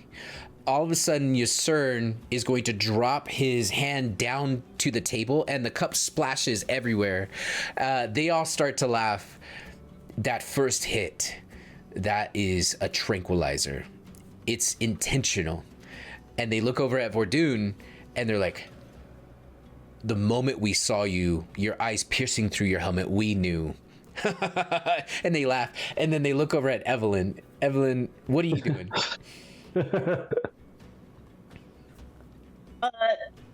She'll just kind of give a little shiver, like she's a little cold from it. Make a deception check. Okay. It's no fair. She's got wings. They look at you curiously. Either you're really strong or there's something about you. And they kind of squint. Points at the wings. We've never seen someone with wings drink our ale, so new to us. Can I get a wing over here? I've only got one. I am very cold. Now, we like to mix it up a little bit and ask questions between drinks. This first question is for the table. Have you ever woke up in the arms of a stranger and not remembered how you got there?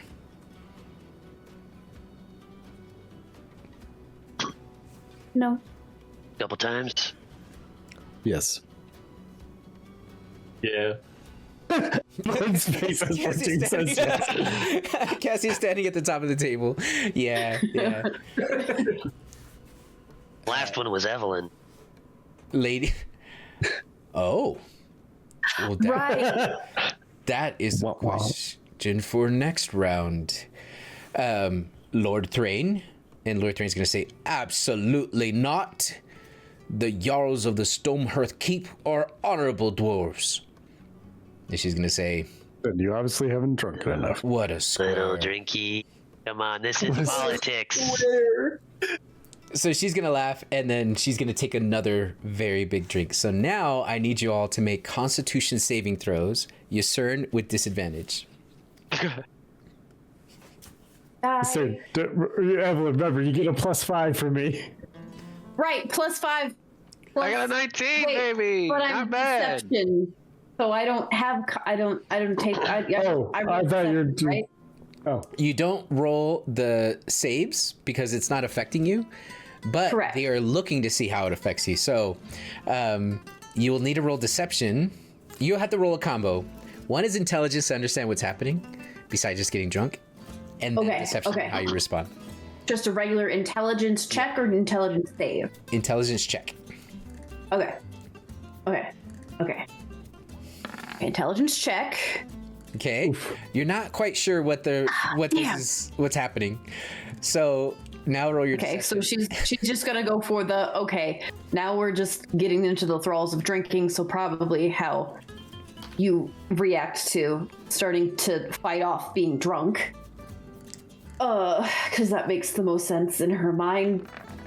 Nice. Okay. 18. Are you Is that acting pretty drunk? good? No, Okay. just kind of Yeah. shakes her head for a minute, like, oh, little buzz. Got it. We're good. Yusern, It hits, but I'm here. you just feel like the chair has gotten soft. You feel like the wooden arms of the chair are kind of hugging you. As you all kind of see Yusern kind of slump into the chair and get comfy, the cat is just purring on your stomach. Oh boy, But- I'm cooked. You are able to hold it. You can feel yourself still cognizant. The world isn't spinning. And they're like, wow, your turn. What's your question for the table? Wait, what? It's an We open asked question. Bordoon, go first. We're No, doing ask the we're question. doing icebreaker game. Icebreakers. We're learning about each other. Oh, Yeah, yes, sir. What's your question? I thought Bordoon was going. No, Bordoon, go first. Oh, okay. 'Cause I want Yusern to Cassius be is more the- drunk when he asks. What's the biggest thing you've killed?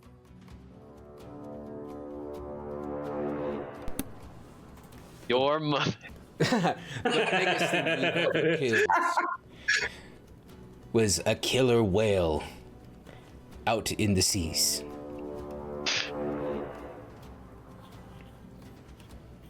They're pretty deadly. They're killer. The pale maw. Here. That was gonna be my answer too. Here. They raise their cups to that. I want to go see it as soon as we're done here. We go out on a night walk and go see this thing. Fine by me. I can lead the way. Kind of just a pile of mush now, but Is that the answer for all of you? Is the pale maw? Has anyone ever killed anything bigger? That wins. The Paramount is the biggest I've killed too. Yeah. That wins. Yeah. Bordoon, do you think the Hellworm is gonna be bigger than the Pale Maw? Probably. Yeah. Probably, The yeah. hellworm. What is the hellworm? Worm in hell. Hey, it's not your question yet. Shut. Our apologies. Monk, how big was that sea monster when we were whales? That bigger than the pale monster? The sea serpent. The sea serpent was longer, not bigger. As far as Never mind. That's mass. yeah, less mass, longer mass, less. What do you think is better? It did have I'm the gonna motion of the say- ocean on its side, though. Yeah, it did. That's it. True. I think more mass always wins. Well, Yeah, but I'm gonna put it forward as my my. You sound just like a dimensions sea of serpent with no technique. yeah. That's the much in the ocean. What the fuck did you just say to me? You heard him. How dare you? the- You're lucky you're not in this game. Did you get inspiration for that? Because Yes. that was Holy awesome. shit. I already got one. Okay. I'm gonna kill Whoever him. needs one can have it. Yeah, roll it. Kill him. Okay. Bailiff. Bailiff, whack his pee-pee. Okay. Brings balls. Great round of questions. Damn.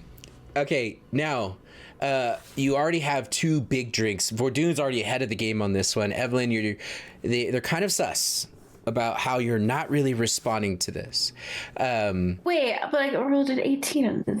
Okay. Did you? I thought you rolled an 8 This one. in deception. No, it's it's 8 in intelligence, Yeah. 18 in deception. Got it. Okay. Never mind. I strike the record. That's gonna be your one good deception roll. So let It her sure have some. fuck it is. Let me have it. So they are gonna take another drink. Now on this 3rd drink, they're all going to wait a moment, and I need you all to make perception checks. And what Oh. they're gonna do is they're gonna bring the Bug cup up to their lips, and although they're jovial, holy shit, you all see it. Damn. Damn, 16, 16, 17, for those at home without watching. You're going to see the 2 dwarves put the cups up to their lip, but they do not take another drink. Damn! Oh my god. They wait. Yeah, for you. Evelyn kind of does Ref. the same thing. Are we waiting? Yasern just drinks it. Oh, fuck. If we're doing your surge, just drink it without, and then they just wait a few seconds. Oh, shit. You're fine. That's a good nat 20, but it's not a con. It's a wisdom, but it's still a nat 20. Hey, Wisdom save, bro? that'd be 29. Oh my god, you're good. disgusting. What? Respectfully. I want to, as I noticed Evelyn being like a little cagey, kind of acting like she's being affected by it when we all know she's not. I want to cast message and give her a bardic inspiration as well. Ooh. And I'm going to say, now blessed with my silver tongue in any way fit you see, send them down another rung, the ladder of deceit. That's inappropriate. Bravo. Wildly inappropriate. Oh, that was good. Play with my At dog, the end of- fuck with him. At the end of my drink, I'd like to smash my tanker intimidatingly and say, drink. Okay. So, a 21 and a 21, and then intelligence for you, Evelyn. Oh, wait, we get a +5 from Bordoon? Yes. 4? So Okay. you Plus got 5 is a real 34. high. 34. Okay, so what happens is each of you are going to see as armor of Agathis is going to basically, it's going to appear across all of your skin, and you're going to see this wave of ice suddenly form and crystallize and poke out just a few centimeters off of your skin as it runs down your fingertips, and that alone is enough to shake you. And all of you watch as it happens, and then as you begin to move, the crystals of the ice shatter, and you are now even 5 degrees cooler than you were before. And as they see you do that, Vordude smashes his drink, and they kind of step back and they're like, absolutely. And then as you see them take another drink, you're going to see ice cover their whole bodies. And Yeah, I don't feel like Evelyn needs to deception with that one. That definitely threw her off regardless. so they're going to look at you and they're going to say, why is it that this drink isn't working on you? Yes, Xanafi, you have your hand up. Yeah, just as a reminder that if they were at the standard body is at 98.6 degrees, and just 5 degrees, actually 3 degrees you put them into mild hypothermia, and if you get to 82 degrees, then you're at moderate hypothermia. You're killing our people because they're at 88 degrees. Yeah. Because their body temperature. I go back in time. They're gonna die. Well, Monk, you're giving them hypothermia. 2 of them might. Oh, Evelyn's fine. They can stop drinking whenever. rest in pieces, bitches. I just want people to know that. You both saved, which is awesome. Now, Evelyn, they look at you. The crystals did not form across your body, and yours. But you said they did. Now I'm confused. No, that's what happened after they took the drink, but it didn't happen to you. Your body's not responding. It's not dropping temperature. It's fighting it. And this will be an honest explanation because she believes this. So I just recently got the wings, so I don't understand things as much about my body as I used to. And it appears, whatever that the fuck was. Well, more power to you. She kind of touches Vordoon and it's like, oh, that's cold. Yeah. Oh, that's cold. Vordoon is frost breathing now. Yusern is shivering and has his arm over him. You can see his lips have turned blue. And He's like taking the cat and like rubbing it on him to warm him up. at this point, the cat jumps off of your legs. It's so uncomfortable. Damn it. Gotta get that cat back here. Oh, God. Xanafi, as you are watching this all happen, you're going to see that Eve steps up away from the table, and she's going to walk over to the bartender, and they're going to start having a conversation. Darren is watching intently, and you can see he's studying his daughter and just like you could see he wants to take notes. He's fidgety as seeing how Evelyn's handling this. And you're going to see the cat kind of come up around your leg. And as it does, Scrap is going to kind of just grab onto your hair and kind of look down, all the way down to the ground. And it's going to squeak something at you before it goes back into your hair and into your cloak. And then they're going to say, so, whose question is it? Your guys. Great. So, I forgot what we were asking about before, but here's my next question. If you could have one magical superpower, what would it be and why?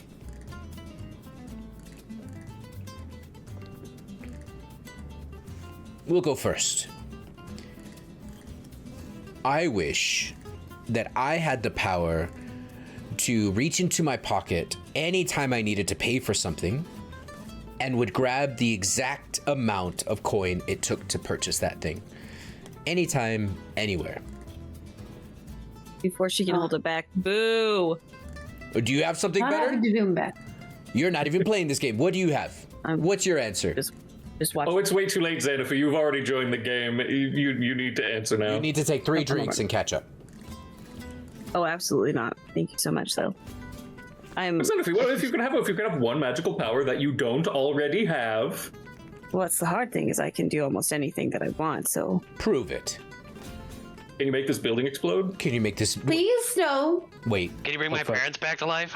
She's gonna prepare... Bring your son's parents back to life. Eventually. I want to waste... Whoa, wait. Whoa. Put a pin in that. Whoa. Put a pin in that. We're gonna come back to that later. We're gonna go back around to that. I missed it. What? What did I miss? Don't worry about it. What? Your son said, "Can you bring my parents back to life?" And Xanafer said, "Not yet." Ooh, okay. Okay. I'm pretty sure. Pin in that. Later conversation. And then Power your son right now started we have- crying. Yes. What power do you have? You can say the power to make your son stop crying. I don't think that's physically possible in any of the realms. I think I'm happy with no power. I'm gonna make him stop crying if he doesn't stop in a second.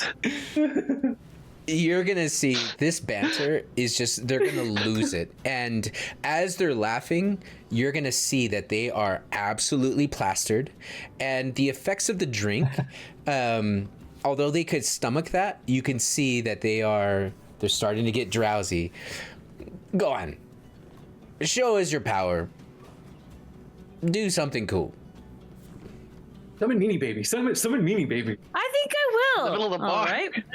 We just did Again. the floors. No, we just redid the floors. Not my problem.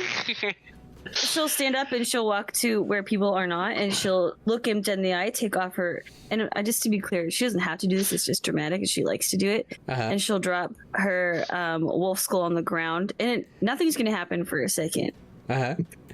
Can I just, as you're walking over, I just want to turn to the both of them and say, just so we're clear, you are perfectly safe. Nothing that is about to happen is a threat. Wow. And then they're gonna feel. It comes with a disclaimer. They hear it first, yeah. They hear it, the echoings of right before an earthquake happens, you know. And then they're gonna feel the shake and rumble underneath as the ground splits apart and bursts, and little pieces of rock and wood break out, and out crawls Meanie Baby, fire and flame and lava bubbling off of it. Hell yeah. Can Yasern scoot next to Meanie Baby to warm up? I don't think Meanie Baby is warm. He's gonna try. I'm gonna lean over to Evelyn and be like, I've never asked this question before, but is Meanie Baby a demon? Does it crawl out of discs? Just do it. Shut up! Don't talk about my baby like that. And it will, Meanie Baby will train its eyes on the two dwarves and blink at it with the 19 eyes. Wow. So many eyeballs. So many eyeballs. Does it bite? Oh yeah. Sometimes. Enemies, Would you like yes. it to? How do you think I lost my arm? I'm just kidding. No. No, that was yeah. Can I touch it? Once. Oh. I don't know if you'll have a hand after that. It's the same with Highfeather. Unless she He wants still grabs his arm. Amazing. Oh boy. Well, I'll go sit back down. that's a good answer. Any other answers before we finish this game off? The ability to kill one turtle at will. That's pretty good. She's gonna look at you and she's gonna say, I felt this the moment I saw you. Come This guy hates turtles. Come here. And she's like, come here. And she has her arm. Come here. Oh, okay. He's gonna go up to her. Can he try to pickpocket her in her drunk state? You absolutely can. So Yay! you're gonna hear Right, he got a 21 on that con. He's Lady Vrida. And she's gonna say, no, he needs this. He needs this so badly. He needs this. And she's gonna hug you, and her face goes right to your stomach, and she's gonna wrap her arms around your butt as she hugs you, and you reach into pickpocket. Oh my god. Holy shit! You rolled a natural 20. 30? You know what? Throw that That's- inspiration on there for the gusto. What is it? D what? Yep. I'll do it. D8, I think. Holy shit! God. that's wild. That's Okay. One dice have 38, spoken. please, Mike. Okay. You found her passport. You found her wallet. You found her social security number card. the keys to the castle. Identity theft her. Okay. The keys to the city. So, Question is, can he steal her soul? as she goes to hug you, all of you are watching this as Yusern bends over on top of her and starts patting her back with his good arm. And then you'll catch just a faint flicker as he twitches his fingers, and this little mage hand is going to reach down into her pockets. With a 30, we did not see that. Are you did not kidding see me? it. Not. 38. Yeah, with a 38, unless we Yeah. have a passive perception of 40, we ain't seeing shit. Yusern. Now, As the perception's only 37. No, shut up. the mage hand is going to grab something, and very quietly, it is going to pull it out of her pack. You don't know what it is yet, but you know your mage hand has it. Where do you put it? Where do you put it? I'm gonna slide it underneath Cassius's chair. Okay. I've been imagining myself standing. Oh, never mind. I slide it under Xanaphi's chair. Yeah, she's sitting. Zan, you feel a tickle on your left butt cheek as you look down. You see a little mage hand just tickling under your leg. You see A it. familiar hand. A lover's hand. That's not a familiar hand to me. It looks like my hand. It does look like Cassius's hand. Oh, Okay, maybe a little bit familiar. maybe a little bit familiar. Okay. Okay. It drops whatever Still it is, weird. and then it does one of these, and then it disappears. Concerned, that's so fucking weird. Don't do that. Zan, You don't know it was me. Mom, Yusern made his mage hand touch my butt. what you're going to find as you look down is you're going to find there is a little blue, like a shiny blue emerald, a gem. It is cold to... Oh my gosh! Immediately eats it. It is cold to the touch. And Xanaphy die. If you quickly put it in your mouth. No, I don't put it in my mouth. I never know with you. Anytime you were handed anything, you just eat it. You're an Earth Genasi. That would have been the most believable thing you've eaten so far this campaign. Right? Honestly, yeah. Like a Goron. Okay. It's a blue cold gem is what you have. It looks I'll like... just put it under my butt. Okay. Got You it. know? Okay, now I need you all to make a Constitution save. Intelligence for you, Evelyn. As they settle and take another drink. Wow, you have not been rolling high intelligence. That said 18. What the fuck? The dice That was said 18. Yusern's die. Oh. Sorry. Hey, where was my die? I didn't see my dice. I didn't see it either. I just It saw got a number. overshot by Bordoons. Is there only one die at a time? Right. Yeah. +5. Yeah. Okay. 24. Okay. So this one is just straight an alcoholic shot. And you all are going to see that the Lord is going to look and he's going to say, "Is this a good spot to lie?" As he falls over, and you can see as he hits the ground, he is going to curl into a little ball. I think it is. And he is just going to give a thumbs up as he puts his hand down and falls asleep at the bottom of the table. She is going to immediately start laughing, and she's going to say, "Lord Thrain doesn't drink. He's here for diplomatic purposes, and I think he did a fine job. Can we give a round of applause for Lord Thane, who did his job? Good job, Thrain." And she's going to say, now we can get serious. The Siren's Song. You killed their dragon. You're saying there's another one to the north? Wait, what is don't happening? know they have a dragon to the north. Actually, don't we? I thought we had heard that. There is. Yes, Is there it is a green dragon to one? the north. It's green. Yes, Green one? Yeah. I have the name. Hang on. Glass where? Nest Port. Near the wretched ash forest. Yes, an emerald dragon. Also, your ladyship, for the Mallet record, we have killed tricks. 2 of their dragons. Well, what Yes. do you say? We go on an adventure and kill a third. You have the Vrusha Kingdom at your back. What more do you need? You see her eye, one of them just starts looking outwards as the other one's staring at you. She is drunk. Let's go tonight. First off, that is on the other side of the continent. Very difficult to do. And second, we do have a few other things to get done here. Yes. Well, let's do that then. What is it? What do you have to do? I think you should probably get some sleep, don't you think? It's getting kind of late. Well, you gotta also show you the corpse of the dragon. That is true. There's a lot of work to be done here. We're not saying no. It's when we do go to Glasnow's port, we would love all of the support that we can get.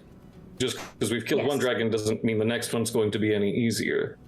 If you wish for the Ruska to lend aid, then of course we accept.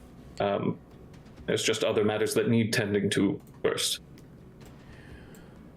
Okay.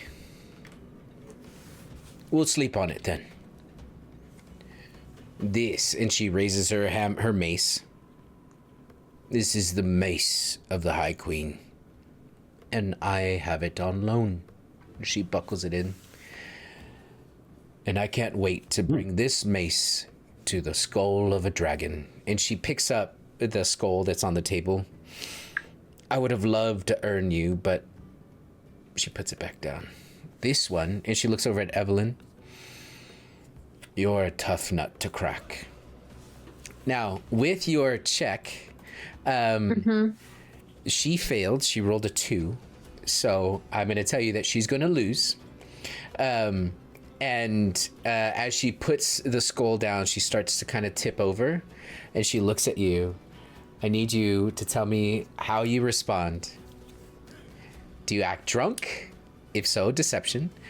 Or not? I'll try. I've got the inspiration. I can try. Okay. How baller would it be, though, if you just looked her dead in the eyes and sobered up right in that moment? Hang on. Plus D8. Okay. So 14? Yes. She's gonna look. She's gonna say, "You're light as a feather. How'd you do it? Is it truly in your blood?"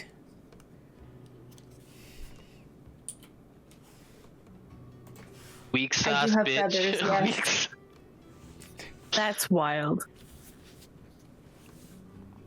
She stands up and she taps on the coin bag. "Congratulations. Where's the bedroom?" And you're going to see your mom is going to stand up, and your mother, very cordially, is going to go slip an arm underneath her elbow. "Right this way, lady. Right this way. We'll take you to the carriage." And then she's going to look at Darren and she's going to say, "Darren, help him up."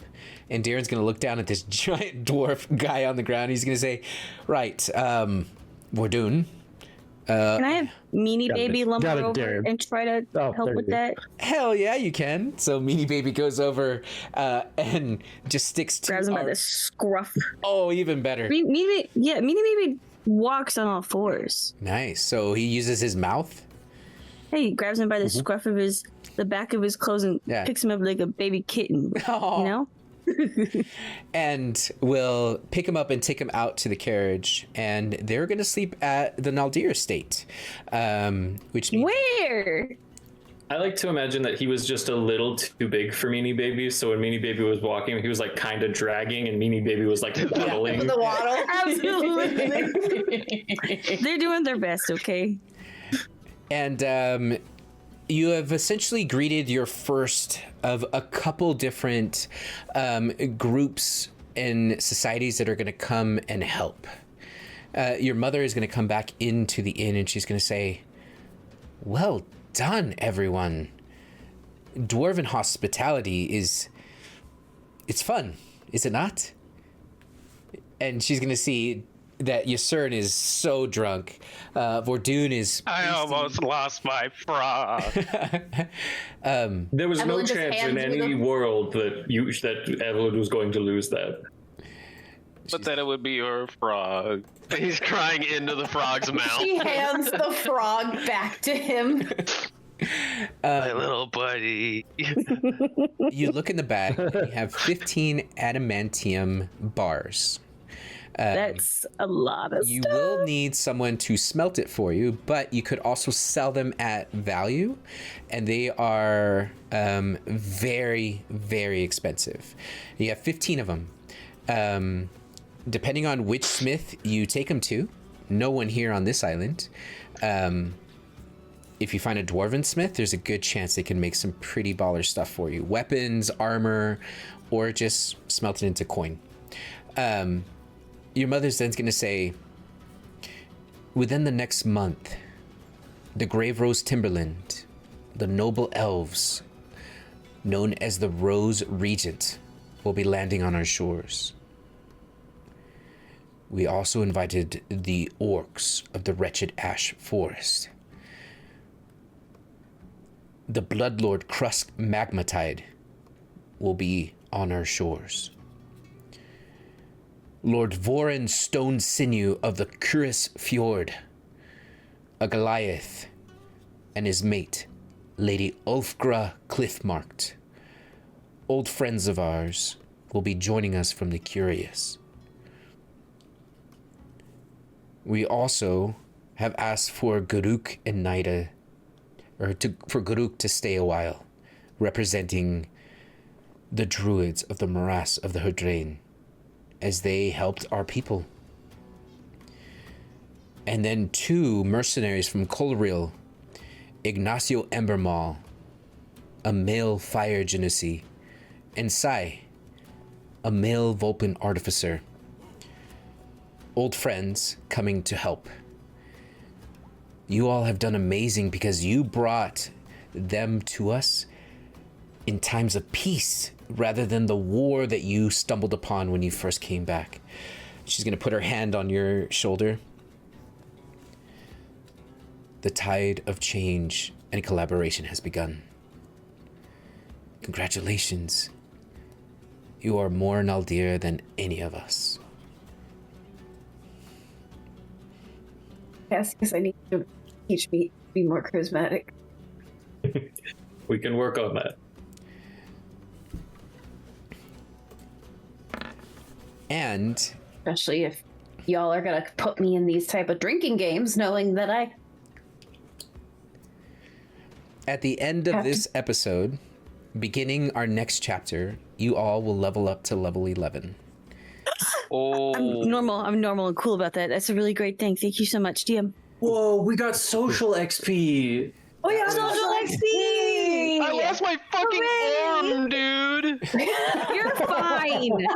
That was a choice that you made.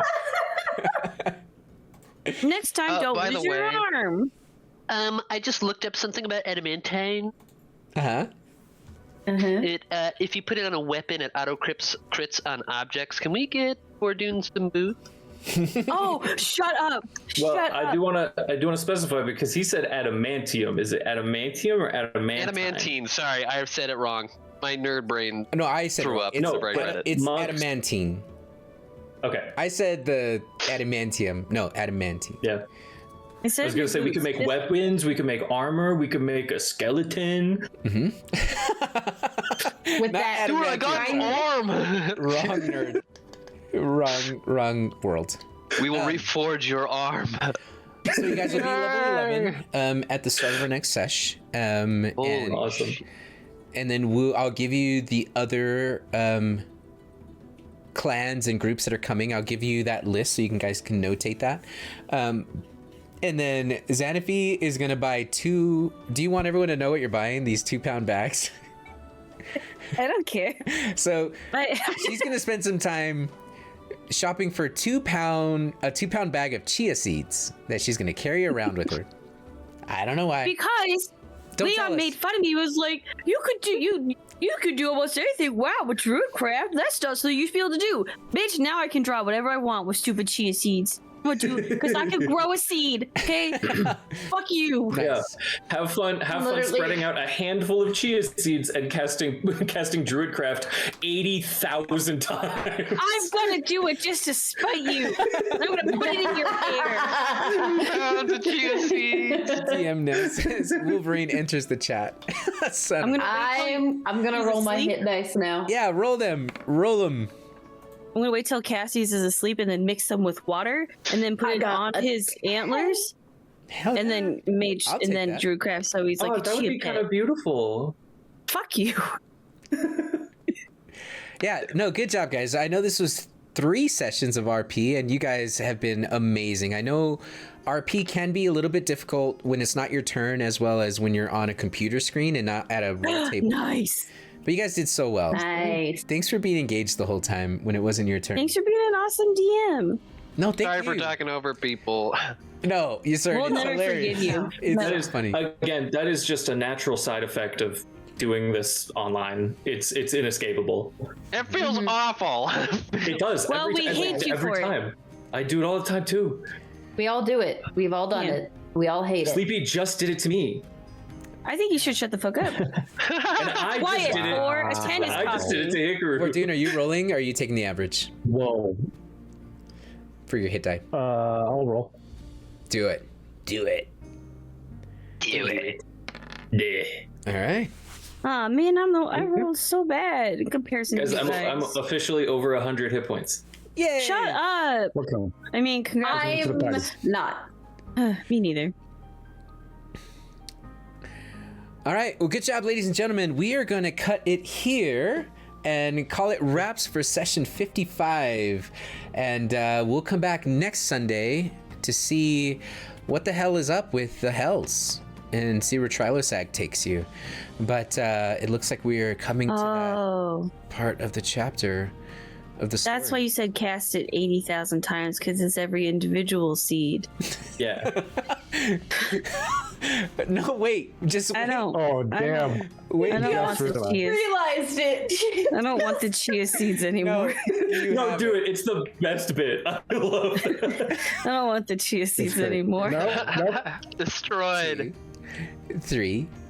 If you multiclassed into sorcerer, you can twin spell and do 2 at a time. Can we just just raid out, please? Can we just How many sorcery points to make a hedgehog? We are going to call it here.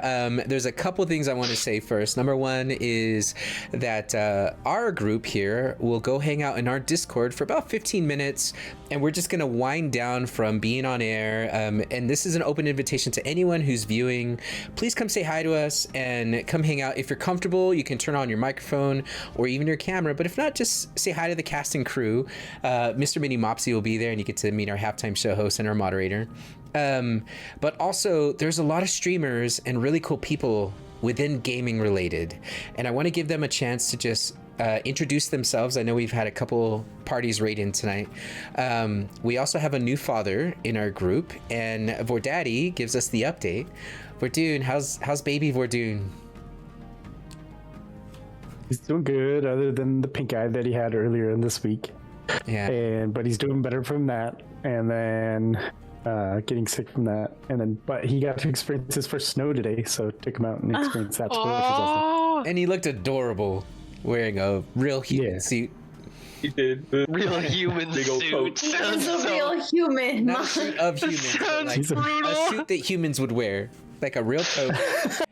Boots with shoelaces. It's adorable. Awesome. And that cloak of human skin. Yeah. Okay, moving on. Sorry. Gotta teach him early, guys. Words are hard sometimes. Oh my god. Derpsnack, who are you? Oh, I'm dying. Oh. You're fine. Okay, nice to meet you. Rip. I'm dying. I'm dead. Yeah. Rest in pieces. Sorry, I'm still coming down from a stick. So Hi, I'm Derpsnack. I used to stream. I'm trying to. I want to do it again, but I gotta fix some audio. So double it and give it to the next person. You got it. And then Lightning Hikaru, who are you? I'm Lightning Hikaru. I play games sometimes on Mondays and Saturdays when my body doesn't try to kill me. Oh, felt and heard. Yeah. And what game are you playing right now? On Saturdays, I've been playing Banisher's Ghosts of New Eden, and Mondays, I've been playing By Sweet Carol. That's cool. Which is it looks like like made by Disney, but horror. Oh, love. That sounds Yeah, cool. right. Yeah. Right on. Let's look that up. And then Always Sleepy, who are you? I will look that up in just a second. I'm going to close Steam really quick. Sorry. Shopping. Hi, I'm No Sleepy. problem. I play all sorts of games. I'm a variety streamer. Recently, I've been playing 7 Days to Die, Hades, Repo, Peak, just a lot of whatever sounds good and fun. And I like to play things with friends, especially that. Is it that way? No, it's the other way. Yeah. That one Yeah. in the top in the top left corner. We play every Thursday when he doesn't hate me. We like to play games together. Yeah, and But he hates me the last couple of weeks, so we everybody haven't do been me able a favor right now. Sleepy will not celebrate a gigantic benchmark that just happened on her channel. She just hit 1,000 followers, but she will I cannot not celebrate. No, until she gets 1,005. No, it's too late. Can we- I've already listen. The reason is why is because I got to 1,005, and then when I looked later, I lost 3 followers. So you don't celebrate until you get to 1,005 because We people all can unfollow. Please go give Sleepy a follow so she can celebrate. Wait. You got to 1,005? No, well, yes, but then when I looked later, people would That means you unfollow. hit it. No, that's Nope. what the Nope. buffer is Nope. for. That doesn't count. That's No, literally that what doesn't the count. buffer is for. You've already Is hit it. Am I at 1,005? No, it doesn't count. That's the we're whole point celebrating of for going you. to 5 instead of 1,000. No, You we're already celebrating did it. for you. Go. That's it. We're celebrating for you. Just give her Nope. 1 or 2 follows and she'll get there. I will not. And then she'll Bop, see. bop, bop, bop, bop. Someone cue the music. Yeah, okay. She's in denial. Here comes the music. Okay. And then last but That's certainly not crazy. least- Actually, not last. There we go. There's your music. Yeah, you dumb idiot. Shut up. With love. Who are you, idiot? Nice. No. And Tell us then who are you? Leon, who you Leon, are, Leon, stupid. Leon, who are you? Hi, I'm Leon, and I hate Sleepy. No. We know. I have been out of state for a little over a week and a half. I'm going to be back home this week. I'm Leon. Hi, I stream 4 to 5 days a week. I am also a variety streamer. I play a lot of the games that Sleepy said, but also occasional Pokemon stuff, and I'm going to be playing Dispatch here soon. Very excited for that. Oh, thank God. Yes. And yeah, me and Sleepy play games together, and it's a good time. My everything is usually better than it is now. Audio, video, it's usually better. I'm not home right now. He's Hi. usually much prettier at home. Come hang out with me and look at my face in beautiful, crisp, not 4K, And- but the one below that. Yeah. And your Gorals. Leon has the And my coolest stream setup. You press True all facts. these cool buttons, and there's cool lighting and the most incredible like transitions. Just go press all the buttons on his channel. It's so much fun. Thank you. Yeah, of course. And my name is Junior Monk, and I do stream, but I haven't in a very, very long time. All of my heart and effort goes into gaming related. But after the new year, I plan on throwing hatchets as the Huntress on Dead by Daylight. So come check me out. There's more to come there, but for now, gaming related is where I live. Yes, Sleepy. And one last quick shout out to our wonderful mod, Mr. Mini Mopsy, who also streams usually on Sundays. She plays all sorts of games. I think it was what was it? What's the one? The space. That one. She recently finished that one. Yeah, I know that game well. I don't remember what it's called. Outer Worlds, I think it was. Really enjoyed watching her play that. Cool. But really great community there. Space. Outer Wilds. Outer Worlds is a game too, but I meant Outer Wilds. Yep. Hallow Breen. Let's I sync did up. my best. Let's survive together. Huntress mentioned. Okay, well, we are gonna hop off. We're gonna raid out to our friends Steve the Weeb. So go give Steve the Weeb love, because Miss Michelle Jean, DMG Fitz, Greyhaven Raven, and D&D with D, thank you for the raids. Let's pay it forward. Good night, everybody. Thanks, next week. friends. Bye. Ow. Leon. Thank you.